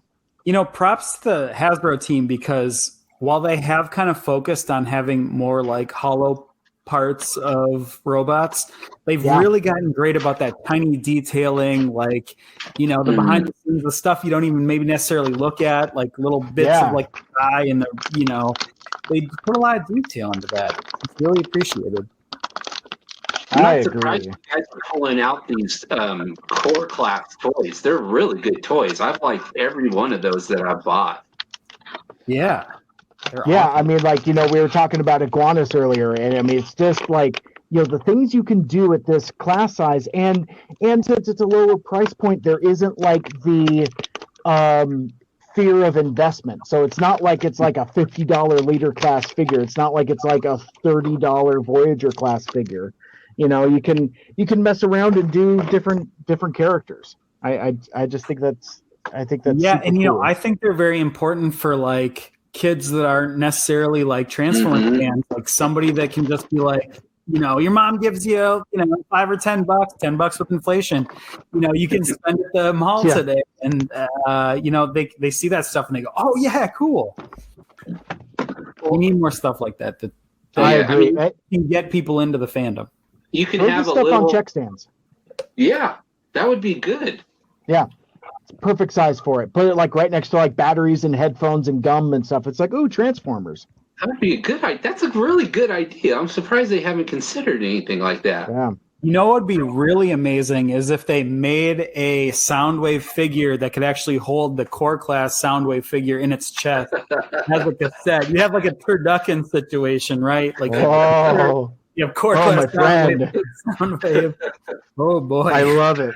That gave me a very special tingle. That's great. I'm very excited for that opportunity because, like, you know, I've seen so many folks post the multi-generational sound waves, and that's just so much fun to wear, like a Russian doll, like nesting doll situation, right? Like you. Oh, there we go. Okay, dropped his little rocket launcher / battery thing. Yeah, see, there we go. Now he's all complete. Look at that guy. The drinking game for this, folks, is what accessory does Mike drop? We have Deathstroke glasses. We have the rocket cannon. Yeah. What will it be? Yeah. What's next? I mean, well, and so maybe I need to start another parody Twitter account similar to my Starscream Throne account. Who can wear Prophet Director Destro sunglasses? Can Core Class Soundwave wear the sunglasses? It looks like he can. Start that now, right now. Start that now. But and if you get really good at like graphics, you can have them like come in like the old meme, like you're gonna. Oh yeah, that's dope. Yeah, these ball jointed hips are very conducive for dancing. Those hips don't lie. Yeah, that's right. No lies detected. Oh my God! Yeah, this figure's too much fun. It's too much fun. Yeah, a special tingle. Yikes! So yeah, right. So Joe, I know that was like the extent of your imbibed purchases, but anything else you want to show off while we're here? Yeah, something new came in today. It was from Pulse, but it wasn't part of the sale. It was part of a pre-order that's gone on for over a year. It's been delayed, but it finally showed up today. Oh man, that's a big ass box. It's an Energon cube. It's a brown Energon cube. Might hit Mike in the sweet spot here. Yeah. It's a Fortnite. Oh my gosh! Yes. I've never played Fortnite. I know of it. I know the figures look pretty cool. I know that they've been doing crossovers. But man, this Snake Eyes, when I saw him in the previews, looked really cool. So let me get him opened up here. Well, as a certified young person, I should know about Fortnite, but I do not. It's not in my wheelhouse. Oh, so you're still one of us after all. Yeah, but every time I see something cool and click on it, it's like, oh, Fortnite. And I'm like, Hey, fellow young people. Oh, that's great. All right, let's get this guy gosh. So like I said, I don't know the game, so I guess a lot of the accessories that look pretty cool, like the rocket launcher and the little grappling hook and the plunger gun, I'll pull out here. Sure. Just give a look at it. And just throw them right in the fire. Is there any 90s toy that didn't come with a plunger gun, by the way? Like, yeah, right. That was like everything else. And it opens up into a little thing where that's nice. That's a great box. And then it opens up and reveals Snake Eyes with all his accessories. Man, he looks cool. that presents really nicely. So remind me, do you have a classified Snake Eyes already? Yeah, I probably have all. I think I've got all of the ones that have come out so far. Got it. I even kind of liked the Snake Eyes movie one. I thought that was pretty decent. It came with some really nice knives. It displayed nice too. I'm surprised you haven't looked at that, Mike. It was from the Snake Eyes movie, even though I know the Snake Eyes movie didn't get the best. But it came and went last year, very quietly. Yeah. It was one of those swallowed up by the Rona movies. Now, but yeah. It's kind of not super great. Also, oh, really? Yeah, it's so real quietly quick, not good. JoeBot's unboxing. Is it? Yeah. I also haven't seen Retaliation, G.I. Joe Retaliation. Go watch that. Yeah, is Retaliation better than Snake Eyes? What's the... Yes, I think so. Retaliation's better? I think so. Oh, wow. All right. I didn't see Snake Eyes, and I'm usually not the person who goes, "Oh, everybody's going to hate it, so I don't want to go see it." But man, I didn't like what I saw out of the advertising. I didn't like what I heard about when it comes to him showing up in the movie and the actual outfit that we all think of Snake Eyes. Yeah. But here we are with, I guess, the plunger gun Yeah, accessory. yeah. I love the deco on him though. It's like I love the silver visor. I love the gray accents. That's a really fine Snake Eyes. Yeah, it was the visor really stuck out to me. I think it's nice that that he's got the little Fortnite grenades with the different colors on. That even looks kind of cool, even though I don't know how much an urban ninja would want to have brightly colored grenades on the front of them when he's sneaking around. But you know what? Hell, if you've got a plunger gun, I guess you're going to be safe no matter what. Yeah. He's really cool, and those accessories are fun. Seeing it presented now, I passed on it when it first came up because I'm not a Fortnite guy. I already had a couple different Snake Eyes. That's why I asked if you had other ones already, and it was just like too much for cost too much for too much I don't want. Like I didn't have any interest in the Fortnite accessories and thought it was kind of goofy, but I never let go of like, man, that's just the paint apps on him. He looks cool. That's a very nice Snake Eyes. I mean, you could take or leave the accessories, but the figure itself is very cool and very nice. This is a pretty awesome looking gun. Yeah, that grenade launcher. That's pretty sweet. Then you got the harpoon gun. Cool. Frosty grenade. Sure. Turn you into a snowman. I don't know. Although this assault rifle looks, that's a horrible word to use right now. This rifle right here is a pretty cool looking rifle for a toy accessory. So yeah, I really liked all the little things that came with it. I'm not really into it, but I think they look kind of cool. And the way I figured with him is I thought if I don't like him, I'll probably be able to resell him. I would think somebody would want it eventually. Kind of going back to what we were talking about earlier, I figured there'd be a market for him eventually if I didn't like it. Right. So I kept the pre-order. Yeah, no, I'm glad you did because that's, I mean, it's a great figure, but then again, it could be an investment if if you decide you don't want him. So I did have a question for you though, because I heard some folks talking about their copy online, and apparently like his gun holster and knife holster are molded in or something. Oh, like because like on the regular classified series, there's he comes with a silencer for his Uzi and or for the pistol, and like so you could put both the handgun and the silencer in the holster, and I heard that on that one those parts are molded in for whatever reason. They look like separate parts, and it almost would be like, do I tug it a little to see if it comes out? But hearing what other people are saying, I see it though. I can see where you might think it might. Let me try to get a little bit closer. That's the. I'm sorry, I'm trying to get the angle right. Yeah, I see. Yeah, but that thing's in there. Like it looks like maybe you could pull it a little, or the knife might be a little. See how the knife sticks out right there? Yeah. It looks like that you can just pull that thing, but I guess you can't.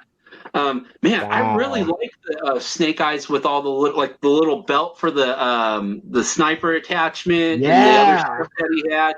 The sheath, this is a little disappointing to realize it doesn't have that, but damn, they give you so much other stuff. Exactly. That it's kind of like, well, this one's a little for show. Like the grenades are for show, but you actually get those rainbow bunch grenades. Of real grenades. Yeah. Look at that. Every urban ninja needs a brightly colored grenade. But so I in the end, I don't mind it so much. And I think if you didn't like the little flourish, the little touches that they give you for it being Fortnite, like taking off the belt that has like the brightly colored grenades, getting rid of the accessory. If you just look at them like this, it's a pretty dope Snake Eyes.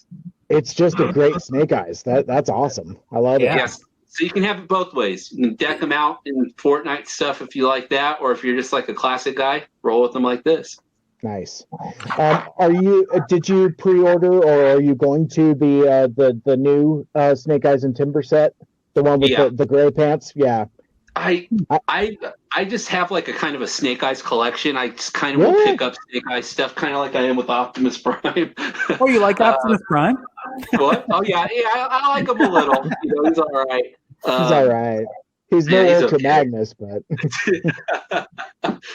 But yeah, I definitely see myself getting it. Even though I like the 2-pack you have. Have you actually taken him out and had Timber out of the box yet?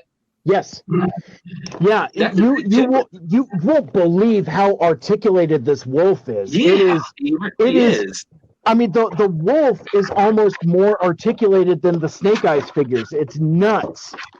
Snake Eyes, first of all, he's got sound wave of Transformers. By the way, here's the wolf. Yeah, that's it. And I have him with the calm face. He comes with the I'm gonna bite your face off head too. So I keep him as like he's like the happy ooh. But yeah, I mean, just like, all of these multiple points of neck articulation, his body. He's got an ab crunch. Yeah, exactly. Wow. Timber has an ab crunch. I mean, look at that. Just all of that. It's an awesome set. That was my favorite Snake Eyes, I'd say, so far, is that 2-pack one that you got right there. Oh, it's so good. And it's funny because I passed on it initially because I'm not super into the V1 deco. I'm a V2 or bust thing. Like I need the visor. But yeah, it's like so I got this at the Pulse sale, and again, he's just so cool. I'm glad I had an opportunity to get him after all, because it's terrific. I since learned, though, I didn't realize this at first because I'm not fully all in on classified series, but this upper body is just Beachhead. So the head is brand new, but the arms and chest and torso is reused from Beachhead, and then obviously the legs are reused from previous Snake Eyes. They kept the beach body, if you will. That's why you're here. Tip your laters, everybody. Tip your laters. Yeah, try the veal. That's crazy. When you think about it, though, like I'm just really starting to like fathom the Mike. You certainly have a type, like the Snake Eyes and Soundwave. They have a lot in common. Yeah, wow. It's the visor, man. Visor and no to low spoken and the animal counterpart. Like it's all there. I think you cracked the code. I think you cracked it in a way that I haven't even thought of it. You're absolutely right. Cancel therapy. We got to the core. Yeah, I was gonna say, it's like I'm gonna send a note to my guy. I'm like, dude, I got a new guy, man. I don't need you no more. Existential dread, nothing. No, he figured out why I like two different fictional characters. What have you done for me lately? Snake Wave or Sound Eyes. That's your new Twitter handle. I like that. Oh man, so you got anything else you wanna open, Mikel Andrews? Yeah, actually I do. Continuing with my it's getting more Mike Seibert themed as we go. So if this wasn't a hint enough, I also have the the Cybertronian Soundwave. Pretty psyched for this, actually. I think, Mike, what did you call it? They were referring to it as like the sandwich Soundwave. Yeah, hamburger. because his alt mode is just basically a hamburger sandwich. And weirdly enough, what is it? I asked him this figure, and then when you said that, I was like, sandwich Soundwave. That sounds pretty good. It's like you just sold me a figure. I got it. But the real big thing was when they said this guy fits in his chest. So I'm super psyched for that. If it wasn't clear, I love when that happens. So I think he's very cool. Added bonus: do you see the weapon that comes with the Ravage? That little missile-looking thing that they have on the bottom. They say that you can put that attachment on Soundwave's gun, and it's supposed to look like Soundwave's G1 gun. But the only thing is, it's on his shoulder. It still looks like it. It's still pretty cool. So, That's cool. To do. That is cool. I like that. I like that. That's So I have very few Soundwave figures, Mike. I will say you got me into liking Soundwave. So my collection's growing of Soundwave stuff. He's a righteous dude. He's a righteous dude. He's pretty cool. And yeah, I've heard nothing but good things about that figure. I actually have one at home from back when I found him at a Target. Yeah. Well, in fact, I've had it for so long, I think my box has a window. Ironically enough, my Studio Series. I'll check it when I get home, and I'll snap a couple pics of. But I think my Voyager class Bumblebee movie Soundwave, I think, has a window. I thought you were going to say you've had it so long your box is deteriorating, kind of like men's underwear at some point. They just sort of combust. Oh, you're so funny. You're so funny. All right. Well, I think this might be the last thing I've got in this particular box. This is a figure that, the theme of the whole of my Hasbro Pulse Power Days buys is it's all stuff I passed on for one reason or another. But I was very grateful to be able to pick up some of these for 40% off. But the last guy I got in my box here. So we've gone from G.I. Joe to Transformers, and it wouldn't be a Mike Seibert thing if it didn't have a little bit of Star Wars representation. I got myself Fester's Quest Boba Fett. Yeah. Yeah, so it's like the first Boba Fett figure that like I really wasn't interested in, because it's just him with his little cloak and stuff like that. But yeah, for 40% off, I'll give him a day in court. I like that he's got like a soft goods robe here, but yeah, let's see if I can gingerly and delicately, get a good look at this dude here. Come on, man. While you get that out of the box, I just really noticed this. Back to my Soundwave. This guy's huge in comparison to the other Cybertronian Bumblebee figures I've got. He's a big Voyager. Yeah. On scale. Yeah. I wasn't expecting that. This is a big guy. Really? Yeah. Just slips right out. Yeah, that's one of those ones where it's and with the Voyager class price point. Yeah. So he just slides right out. He's in a little plastic thing. I will note that this box is significantly narrower than other Black Series figures. So I think, again, with the plastic reduction, I think they're starting to go there. But again, you still got the plastic tray. Oh, choking hazard! Oh no. These dumb things. Accessory will drop, folks. We're waiting for it. I saw somebody make a joke. God damn, who was it?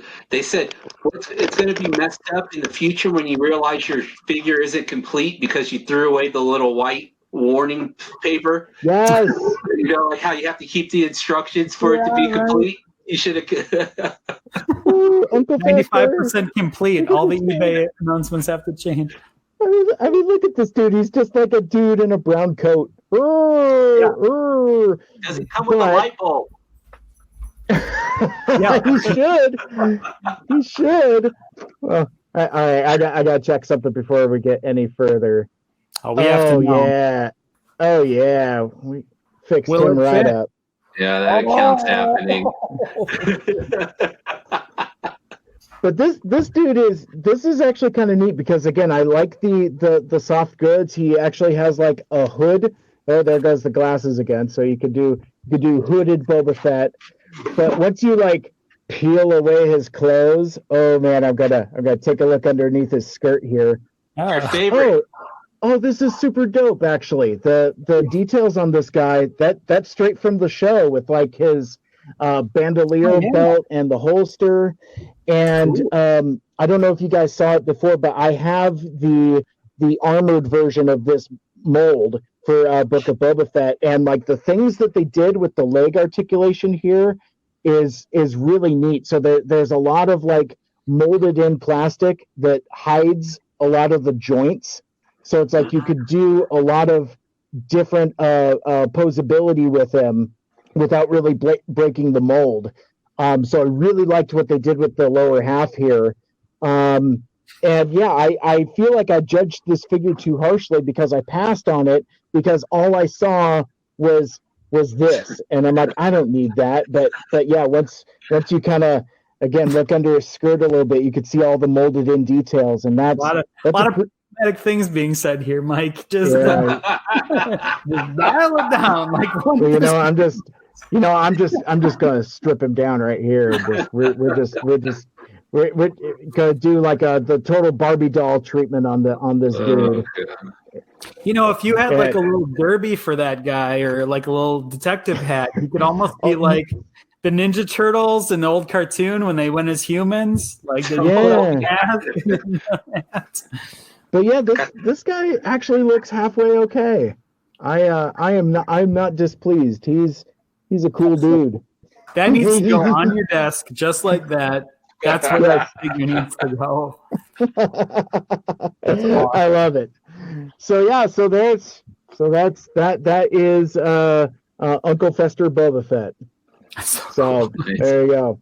I never thought I would be excited for a Boba Fett figure that doesn't have his armor, but I'll take it. He's like, I'm here for the armor. And then Mando's like, gotta peel it off of my dead body. And he's like, I'm not here for your armor. I'm here for my armor. I may have watched that episode a lot. Can we draw another comparison to Snake Eyes and Soundwave with Boba Fett? Like mask, armor, very slow spoken. That's why you didn't want to buy it at first. We're onto something. Yeah, because I mean, again, just look at this dope. I mean, it's just like, Uncle Fester. Put a light bulb in it.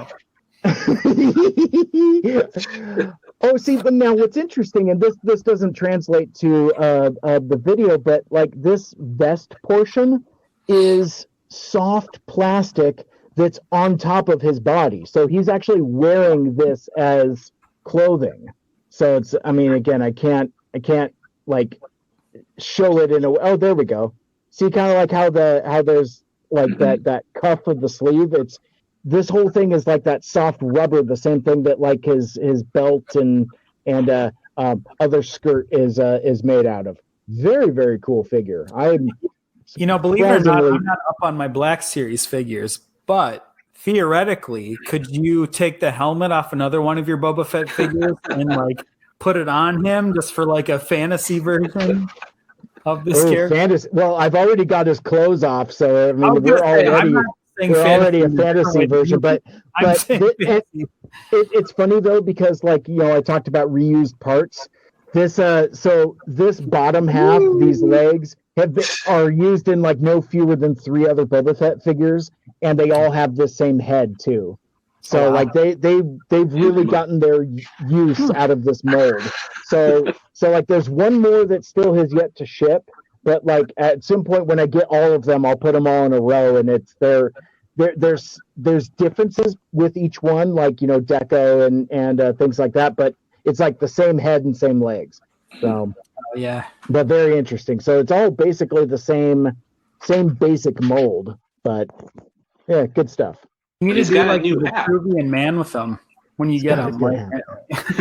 Yeah, exactly. But yeah, no, he's a bunch of fun. I think I am going to put him on my desk with the sunglasses, though. I think that would be a good. Yes, please. Well, gentlemen, I think we should probably thinking about wrapping it up soon.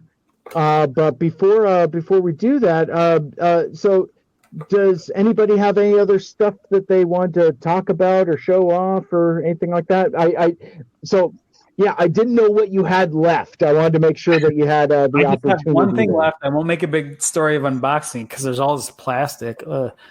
But to complete, Mogwai, Boba Fett. Sorry, I'm fucking up this. Ooh, TV. This is my. No, Mike, I never interrupt you. I think you should do the same for me. Yes. That's what my therapist tells me. I shouldn't interrupt my friends. So this is my last. This is kind of a Mike Seibert themed figure, and it's not a Transformer.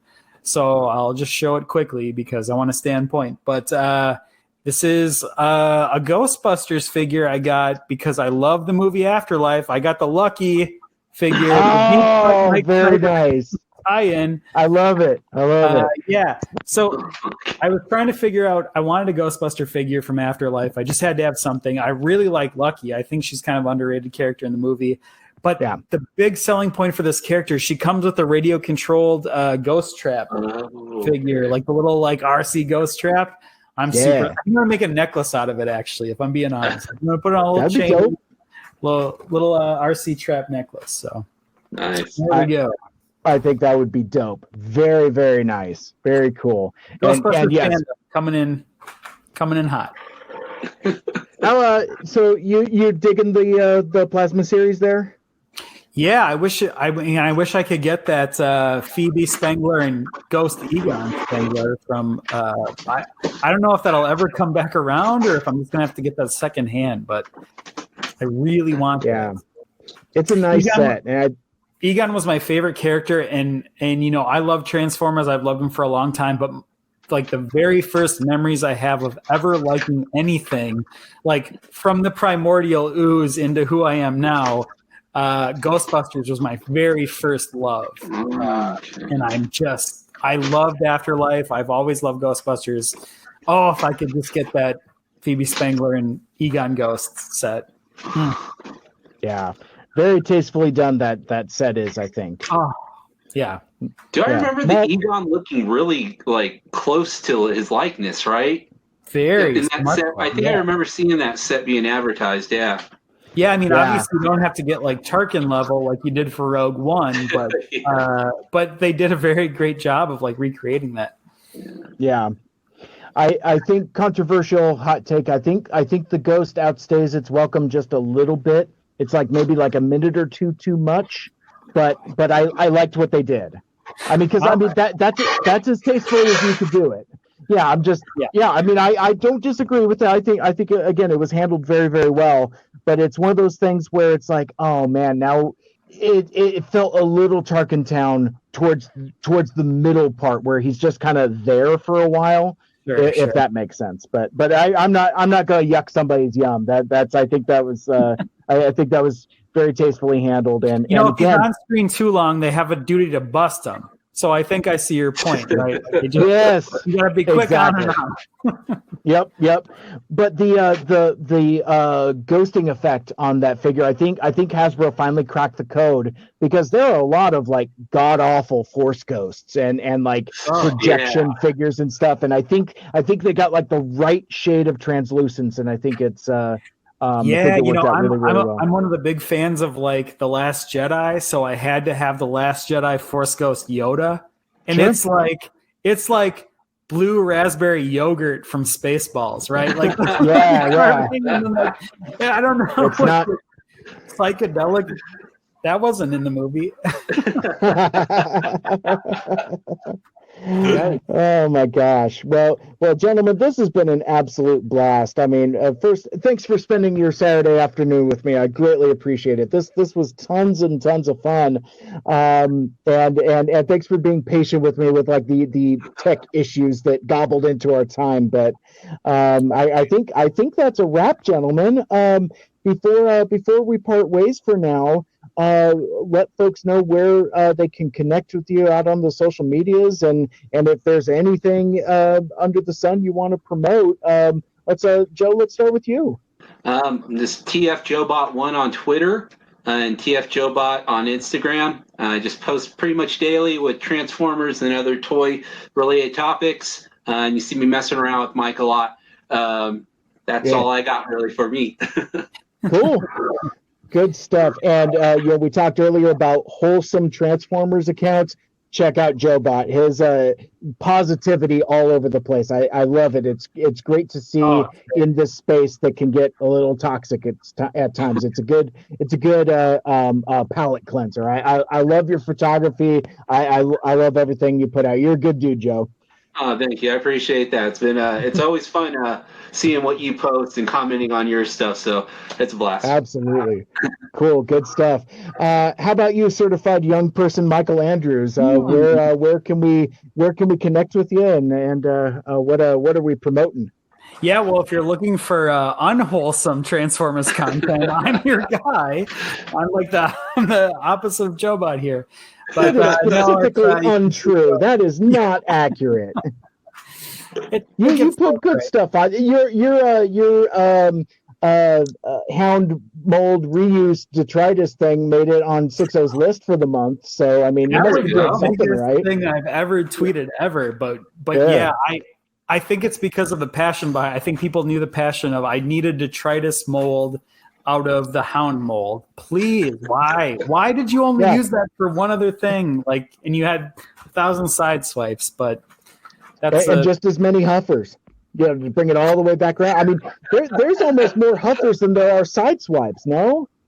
Yeah, I just don't get it. Yeah, that's another podcast. Yeah. So many 2-packs. But I don't know if you can see it below, but I'm at Mikel Andrews.